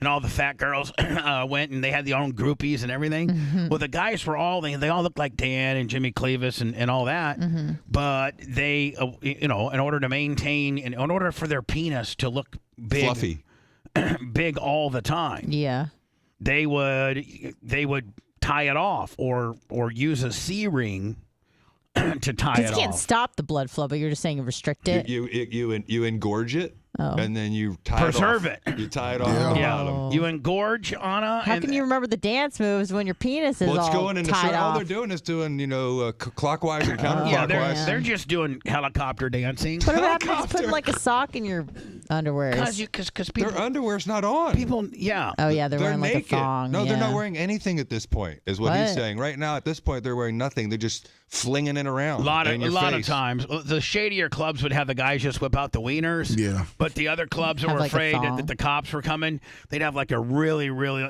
just like a piece of like piece of leather over their penis to the kind of moving to the side a little bit. Have any of your women been to a male review? I don't know. I don't know. I've never been to one. I've never really wanted to go. It's funny. I'd like to know your perspective on this. Have. I think a lot of women don't find the male genitalia to be attractive, and yet you find other women to be attractive. You're saying some women think penises are really hot, and some women think penises are not so hot? Right, they don't want to see it flinging around in circles doing women the aren't helicopter dance. Men, we're not as visual as you guys. We don't really want to. So when Like, we I send you a wanna picture see. of our boobs, that registers a lot differently than when you send us a picture of your wiener. Message we don't really want to received. see it. No doubt. Yeah, but there's some girls out there. You got to find Some the one do, that but- want to see a picture that yearn for the ween. I Sure, think that's the but- exception. It is the See, exception, there not are the some rule. girls that be like, man, I really like the way wieners look. Yeah. That I don't know many of them, really thank turns God. me on. Yeah, it's no thanks. By the way, 9:27. And Already? don't tell me. Do not tell me. He's on the phone. He's on the phone. That he waited clear till the 11th hour within 2 minutes to claim his potential ring. Is that who I think it is? No, it is not. It is actually the Shark Boy Gary Ninja. What? Saying Shark Boy. the other Gary for the ring, saying Gary. that. The one that Gary. did all the stunts. Listen, we have 2 other Garys. If the real Gary doesn't call in the next 2 minutes, then we're going to have a conversation about the other 2 Garys. You're not locked in. It's Well, you did nickname me Not So Smart Gary, so I had to live up to the gimmick. All right, you're right. You're right on that. That's fair. I mean, That's fair. He certainly knows how to work. Does he He's not? already got a does. point. Ding ding. I also came up with the 2-eyed Jew. Okay. A few people did independently, but you were one of them. Yes. Yes, Gary, you've already contributed to the show a lot. We just need a minute. It's literally a minute and 35 seconds. Yep. And at that point, Gare Bear's out. Potentially, I'm going to have to look at chat, Lummy. This is crazy. To let them know they're going to have to get a final okay from them and then have a conversation with you guys as to whether we just willy-nilly, send off the Gary ring to Not So Smart Gary. I wonder if he's okay, because this is honestly a little weird. You know what I mean? He's always listening. His Twitter account, or Red said his Facebook account is active. Yeah. Like he is. So at that point now, Lummy, if he doesn't call in the next 1 minute, because it's literally just turned 9:29. Oh, you mean 56 seconds? 55 seconds. 4, 3, 2, 1. If he doesn't call, now we have multiple lines, so you'd be able to get right on through now. If he doesn't call, then I question even our loyalty to him. And by taking, he might not, I don't want to say he's dead to me, but as far as being a contributor of the program and having a, where you call in and we let you talk and all that kind of stuff. And then we let you have your say until Stanley the Sniper snipes you. But, we're cordial to each other, Gare Bear. And, I set you up to be able to spew out your nonsense. I don't know if I continue to have that same position with him, Lummy, if he scoffed at this opportunity and we have exactly 10, 9, 8, 7, 6, 5, 4, 3, 2. Hold on. No, there's no. So neither one of them are? No. All right. No, Gary. Not So Smart Gary. He's the real Gary's officially out. Now, whether we give it to the one of two other Garys that called. Hold on. Hello? He's technically. Wow, number 2. He waited till 9:30. It's him? He's online too. Care Bear! Oh. Yeah, but technically, it's past time. Technically. He's actually. All right, hold on, Not So Smart. Get a ruling. Gary. Good morning. Did I hear the Gare Bear call? Did you hear me say I was a little worried about you, buddy? Gary, you are late. Yeah, how about that? Oh. So what does that mean, though, Gare? I mean, as a lawyer and a rule follower like me, because I consider you and I to be very similar in that regard, we may differ on a lot of things. But what do you think about the 10 seconds late? It was 9:30 and 10 seconds. Are you sure about that? I thought Rodney said I called right on to 59. No, Lummy, we synced up our clocks. It's pretty accurate. With this, and he called literally 25 or 30 seconds. I'm at a minute. From where we were synced up, yeah, Gary, you were a little late. You were. Was he still in the 9:30 minute though? Yeah, he was. Okay, so that's a fair ruling, I think. So Gary, why would you wait clear to the last minute? That's so disrespectful to me. Waiting to the last minute. Well, actually. If you really think about it, I'm calling from New Mexico, so I beamed up to a satellite somewhere, and it bounced to another satellite, and it went down to you. So, I know, but why didn't you why not at 8:30 try to get this thing out of the deal and be like, all right, Gare, thanks for calling an hour early, you're not waiting to the last minute, or is it just you trying to be on brand, being a dick? Yeah. Well, exactly. Yeah, man. What business is this? Radio? He's on. That was killer. So what's in Mexico? Fun? Are you doing some New saving Mexico. the world with legal stuff? What's going on in Mexico? No, he's in New Mexico. That's where he lives. That's where he lives. I don't even know what to I don't even know what to say. Oh. Yeah, I know. Gary, it is disappointing. It's disappointing. Look at that. It's disappointing Look at that typical, because. Go ahead. Typical white privilege, thinking I'm in Mexico. I thought you were talking about linking up satellites. I didn't know you had such a hard time in New Mexico. I don't care about. Well, we're a couple of time zones over. I don't care where you live, Gare Bear. You've just put me in an interesting situation where I have to make a ruling now because it's not clear cut. Lummy, that he called in and within the time span that I said. Yeah, I mean, listen. When I saw his number, I hung up, and I picked up immediately. So, what was your thing before 9:30, or was it? And Lummy said right at the 59 or something like that. Yes, when the number came in was around the 59 mark. I mean, that's perfect. We're getting technical here. All right, yeah, just like a good lawyer would do. Wait to the very last second, very last moment. You never know; things might change. Boom. So, Gary, my only question to you do you really listen to the show a lot, or are you just an occasional listener? And I want you to be honest. There's a lot riding on this. Well, ever since the beginning, constantly, daily. All right, so you listen to the show every day. So you purposely waited till this moment. Yes. Right. But I can't call in every day if I'm going to get sniped every day. I mean, I'd like to make you a lot of money. But Anna, that's on brand. Waiting to the last minute, being a dick. That's on brand. Poking you in the chest. Yep. Yeah, I mean, all right, Gare Bear. Well, yeah. Checks in the mail, huh? What a dick. Is that what you're trying to tell me? Oh my God. Oh man.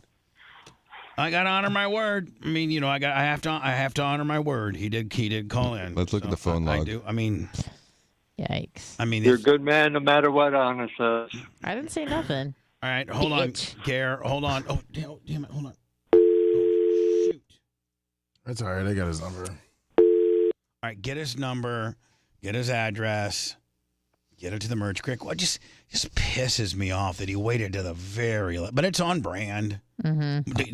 You knew what you were getting. No, being cool to me, just constantly being a dick to me, and that your dickness shows by calling in literally the last second you could call. Yep.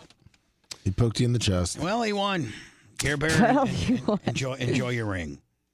You won't be here at the party enjoying Maria Guatemala's breasts like I will.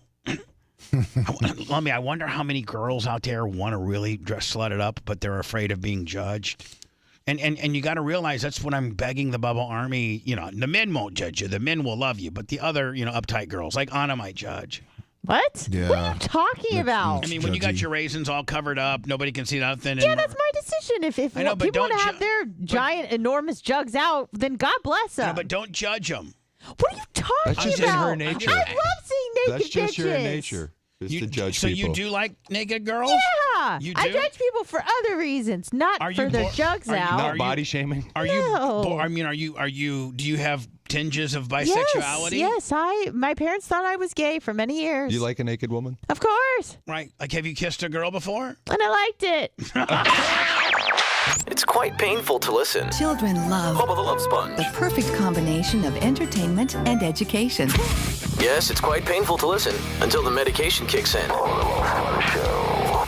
Bubba the Love Sponge Show. Action!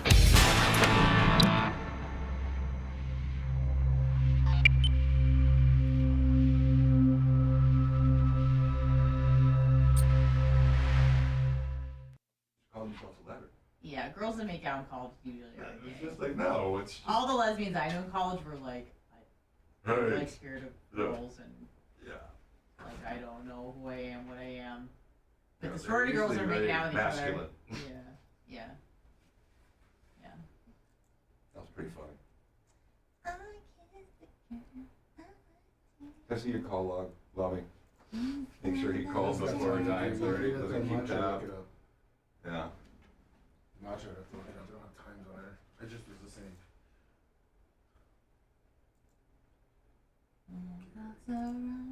I love the Tate's part. This will be a fun weekend.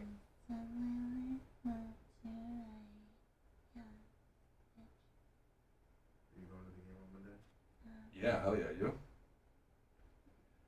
It's funny, when the Bucks went to the Super Bowl, we didn't have any playoff games. I forgot how expensive these fucking tickets are.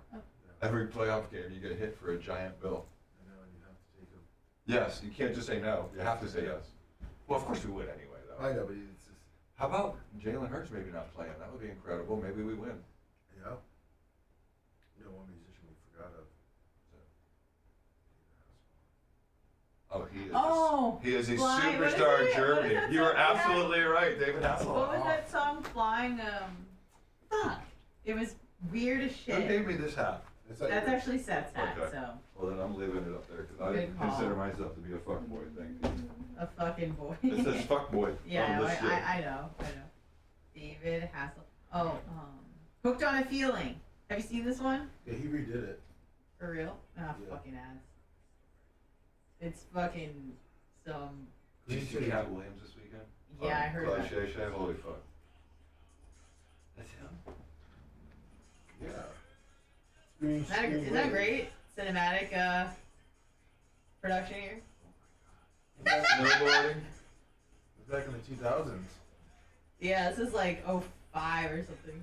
See, I never thought he was a handsome man, but I guess now that I get older, He's a handsome man. handsome. He's a handsome man. It's just when you're a kid, you know, and he's older than you, and he looks a little soft. You're like, he's not that old. Look at the wiener dogs. That's hilarious. Jay, when he's literally in Baywatch, you know, dancing, you know, he looks like a. Look, he's jumping He with looks like a Africans. middle-aged man. I just couldn't believe that was the dude. Remember the drunk burger thing? Yes. That was great. His roast is funny. I did He's see got that a thing. funny roast. It's really funny. Trump's is fucking funny. Oh yeah, Trump's was great. Justin Bieber's maybe the best. Justin Bieber's really funny. Wasn't Martha Stewart at that one? The best. Yes. That was funny. Where she had all the rappers on stage, she's just up to the effect of, can you imagine you have all the rappers on stage and the only one that's actually been to jail is me? That's a great fucking line. Yeah, that Cat Williams one, he sells out every comedian in Hollywood. Yeah, that's what I heard. Unbelievable. That's Did you see any of that, Lummy? I watched the whole thing. I did too. You did? Yeah, it's 2 hours and 30 minutes. Oh, Jesus. He's that interesting. I didn't realize, and he's off the streets at 13. He left home, and he's like a feverish reader, and so he's learned so much by reading. And he's been on the streets, and so he basically knows a little bit about everything. His favorite comics are Jeff Foxworthy. Yeah. Larry the Cable Guy. Yeah.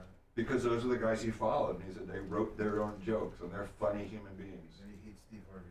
Right. Yeah, I heard about that. Well, Steve Harvey stole a joke of his, and it's on YouTube. No, not Steve You Harvey. can see it. It's not Steve Harvey. It's the Cedric the Entertainer. Cedric the Entertainer did. Yeah.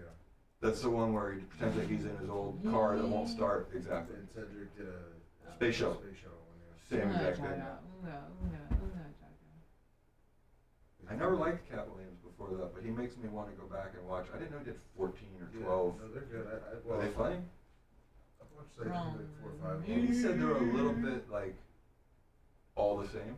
Yeah, they are. But he said it's pretty funny. It's kind of whatever town he's in. Like I watched one where he's in Jacksonville. Okay. So it's kind of Yeah. Well, he did say that he knew how to play different audiences, which is, you know, the name of the game. Yeah. Yeah, he played audience. He's really small too.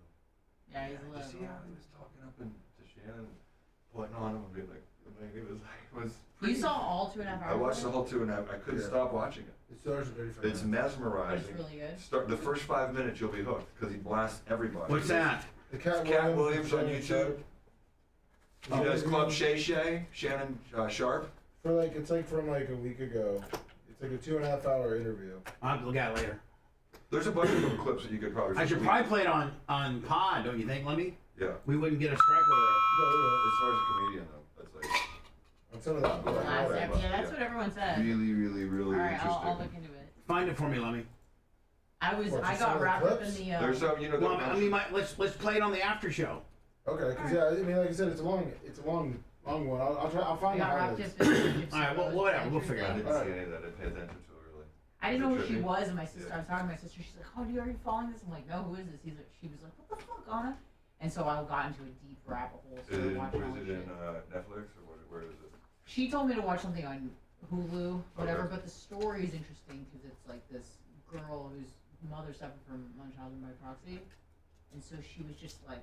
She had her salivary glands removed. She put her in a she said she had wheelchair. like a small head and all that She kind of made her stuff. have a feeding tube. She took out her teeth.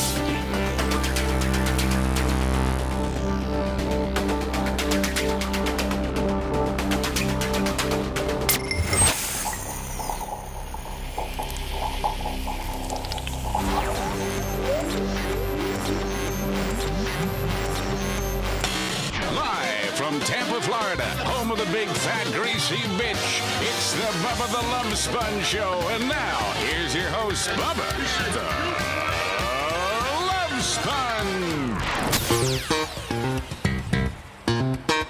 Today's after show will be a podcast only wherever you get your podcasts. Go find it, my friend. You can simplify the process by going to Bubba Army HQ. Bubba Army HQ, and then download it from there. How can you... I think I got this article maybe Friday from on it. It's about a woman from, I think, Great Britain that's claiming she was raped on the metaverse Yeah, the video's weird too. Metaverse. Hold on. I just said that. Hold on. I just said that. Lord, I just said that. I know where it's going. I just said that. I know where it's going. I just said that. I know where it's going. I just said that. I know where it's going. I just said that. How do you get raped in the metaverse? Why don't you just take your goggles off? Yeah, you would think that. If you're rolling down through the megaverse as a hot chick, the metaverse, and some thugs come up and rape you, why don't you just, hit the stop button? Yeah, and the video's weird. Does it show the video? Yeah, it shows a little bit of a video. Let me just give you a little backstory to it. British police have launched an investigation after a 16-year-old girl was virtually gang raped in the metaverse. Why not just take off the headset? According to the police, the girl is suffering emotionally, has emotional trauma similar to somebody that would suffer who is actually raped. Well, like how can you say that?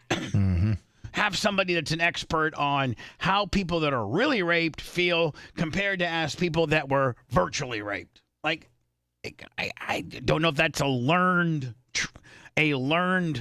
skill set. You know what I'm saying? Yeah. I don't know if that's a learned skill set. It's bizarre. What professor is teaching? Well, a real rape victim will feel X, Y, and Z, and a virtually raped person will feel A, B, and C. Like, come on, like it's all made up stuff, right? Mm-hmm. UK Home Secretary James Cleverly says the VR child rape is a growing problem that needs to be taken seriously. No. Parents need to talk to their kids by saying, if you're in the metasphere and somebody is, doing something that's disturbing to you, hit off. Yeah. Don't participate in that. This is not a meta issue or even an issue of the people. Now, I don't even think that the people that the two thugs or the two boys that were on the controllers raping her. It was three or four of them. I don't know that they should be in trouble. We're playing a game, right? Yeah, they took pictures of it, Bubba, and they sexually harassed her verbally. Oh dear. It's encouraged on Grand Theft Auto. I mean, what? Let me hear. Is this Yeah, right? that's This is it it right right here. there, yeah. Is there language? I don't know about the language. Probably. Here we go. So here we go. Was that Crown? Oh.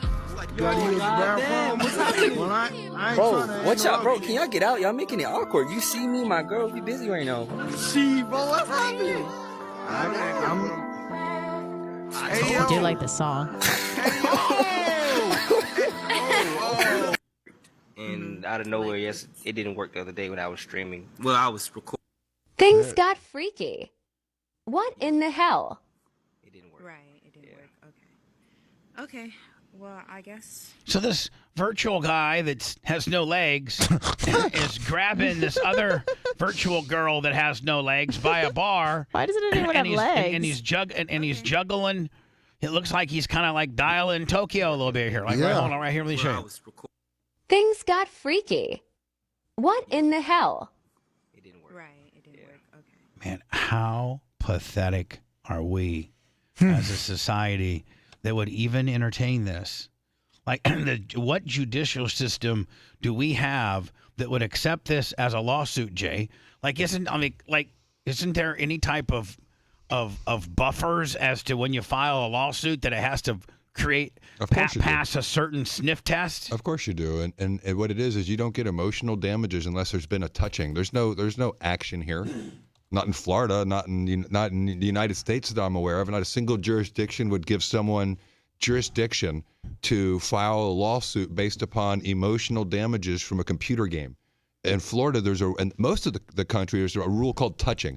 And the big example is if a mother's walking across the street with her child in a baby stroller and a car hits her baby stroller and she's not touching it, she does not have a claim for emotional damages because there was no touching, literally.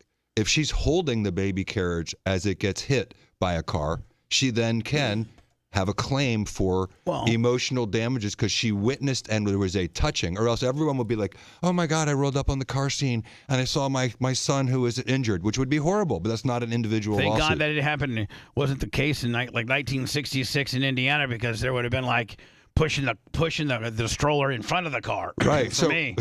Janie Cakes would be like, hey, Number listen, 5. I'm going to gauge up. I'm so good at gauging that when the car is Janie Cakes actually have a little paint line on the pavement, Lummy, where she has to once After the trampoline? Once the car's there, man, it's where she pushes me wide open and I get smashed by a 66 Impala. And all she has to do is touch the handle. So you're saying, Jay, like if a woman was to get hit while pushing a stroller by a car, if she's not holding the stroller, there's less damages than her holding the stroller. There's no claim without, quote unquote, a touching. There has to be a touching. So that's why if I witness a car accident, I don't have a claim for emotional damages in Florida. If I'm in a car accident with you and I have minor damage, minor injuries, but you die and I witness it, I have severe emotional damages. And because I was involved in the accident and I witnessed it, then I've gotten a separate claim for emotional damages. And so otherwise, if you think about it, the rule makes sense. It's like Eddie Murphy. I sprained my eyes. I sent you a news story from UK talking about it. Now, and Britain? Yeah. Who knows what the laws are now, because you can't even say something that's offensive without getting arrested there now. Yeah, I think you can. I think you can't even say, "Man, King Charles is real ass white." No, if it's offensive, you can get arrested for hate speech. Yeah, like you can't even say, "Man, Lady Camellia is a real dog compared to Princess Diana. She's hot as hell." By the way, our number 3 country where we're heard is the BC. By the way. Right. Meanwhile, the UK police are investigating the gang rape case of a 16-year-old in the metaverse. We need to be heard in. They call that a gang. She starts with the gang rape case. We need to be heard in the UK because to give you guys some common sense, the pussification of the UK. Jesus. It is believed to be the first time a virtual sexual offence is being investigated by the police. As per reports, the victim was wearing a virtual reality headset in an immersive game when her avatar, an animated representation of her, was gang raped by several male avatars. Although the girl did not sustain any physical injury during the attack, the investigating officer said that the victim had suffered the same emotional and psychological trauma as a rape victim. Tell a real victim that. Yeah. Tell a real victim that. A real Jesus. woman who's been raped, violently in person. Go ahead and tell her that she's got the same damages as some bitch that was wearing some goggles. And get back to me. Alone in her home that could turn off the freaking game. Take off the goggles. Take it off. The woman that really got raped, she wishes that she could just turn the off button and it'll go away, but she had to suffer through it. It remains unclear which game the teenage girl was playing at the time of the alleged offense. The probe, however, has raised many questions. Does a teenage game have an age limit? I'm going to go on here and act like a real slutty bitch and get raped and get me some money. Well, I bet you there's an age limit for the game. Doing virtual offenses. Look what she's doing. She's up to no good right there. There she is. That in the real world, police and prosecutors are currently struggling with an enormous backlog of rape cases. This is what right here. This is what our world has turned into. So the real rape police investigating. Kids wearing goggles, living in a different world than what we're physically living in. And taking the resources of real sexual assault victims, said they have a backlog of sexual assault cases. Go back 15 seconds. It's like, what? What do you mean? Of the alleged offense. The probe, however, has raised many questions. Questions about whether the police should be pursuing virtual offenses. That is, given the fact that in the real world, police and prosecutors are currently struggling with an enormous backlog of rape cases. Now, they're struggling with an enormous volume of rape cases virtually or in real life? In the real life. Yeah, so don't you think maybe we should handle the real life rapes before we worry about little Susie who had some goggles on? They want those rape investigators to stop investigating real rapes, right? To start investigating virtual rapes, right? Experts also believe that. I'm telling you right now, Lummy, I'm going to go dress up. I'm going to be like, and I'm anti-virtual rape, by the way. Yeah, I'm anti-virtual rape either, but I'd like to get raped. Yeah. What? Yeah. If there's some money. It might be impossible to prosecute the perpetrators under existing law. Lummy, I want you to create a LeBron James character, okay? Okay. And I'm gonna create like a kind of a red-boned and hot chick, Yeah. And then you rape me, okay. And then we're gonna be able to say that LeBron James raped me. Perfect. he's got a lot of money, right? Yeah. And Jay will tell you those kind of guys, they'll write you $100,000 check just to go away. That's what you felt. Laws that define sexual assault in physical terms. The UK Home Secretary James Cleverly has defended the virtual reality rape probe, saying, and I quote, "It's worth realizing that somebody who is willing to put a child through a trauma like that digitally may well be someone that could go on to do terrible things Oh in my the physical God. realm." How about Scary. this? How scary is that? How about this? How about this, the other side of the spectrum, which is controversial? How about the person that raped you virtually did it and doesn't have to now do it in real life because they got it out of their system? How about that? But this is like a child sex doll kind of thing? Yes, Yeah. like, you know. I mean, if they did that. Minor attracted people. Right. James Cleverly, United Kingdom Home Secretary, said that it's worth investigating this. I mean, that's insane. They're using the federal resources to investigate Be virtual like the head crimes. of our FBI. Use some virtual resources to investigate that virtual Do note crime. that prosecuting the perpetrators in this case might be an uphill task as per the existing law. Might be an uphill task. Sexual assault is defined as a physical I would have written this, said it might be the dumbest thing that the court system's been presented with in a long time. touch in a sexual Next to spitting on the sidewalk. Look what they just said, physical manner touch. without consent. In law, sexual assault is defined as a physical touch in a sexual manner without consent. Oh, it's pretty clear. Motion to dismiss. But see, what they're Beyond doing is they're what is still not is using the not. government power to investigate these people. You know what I'm saying? Now this could be a precursor to this being a scary person, Bubba, Available on a in video your game. country. Download the app now and get all the news updates on Oh, yes. That's anyway, wild. let me get that. You know, who else is really, really rich? You know what? I'm sorry. Michael Jordan? No, let's go Jeff Bezos or Elon Musk. Yeah. That's who I want to be violated Okay, by. perfect. That's who I like to be. Oprah. Yeah. All right, well, we're out of here. Same crew tomorrow. And then Seth will be rolling in here in about 10 or 15 minutes. We'll do a podcast, and that'll be available wherever you get your podcasting needs.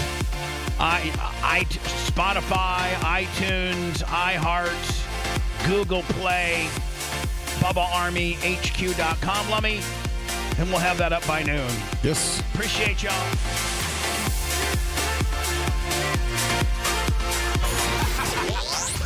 Thanks for letting me finish. You've been listening to the Bubba the Love Sponge Show, starring me, Bubba the Love Sponge. Co-host and show historian, Lummox. Co-host, Anna Hummel. Co-host, Dr. Dan Diaco, Esquire, of Council. Co-host, J. Diaco, Esquire, the Spitting Cobra, of Council. Brett, the Filthy Ginger, video editor. Yeah, back here wiring up. It's Mini Macho. The BRN agent, Thomas Buttoned Up B. And for everything else, go to thebubbaarmy.com. Now, time for the legal disclaimer. Exactly. The Bubba the Love Sponge Show is intended solely for the enjoyment of our listening audience. Any rebroadcast, retransmission, or other use of this show without express written consent of the Bubba Radio Network is prohibited. We must dissuade him of this delusion.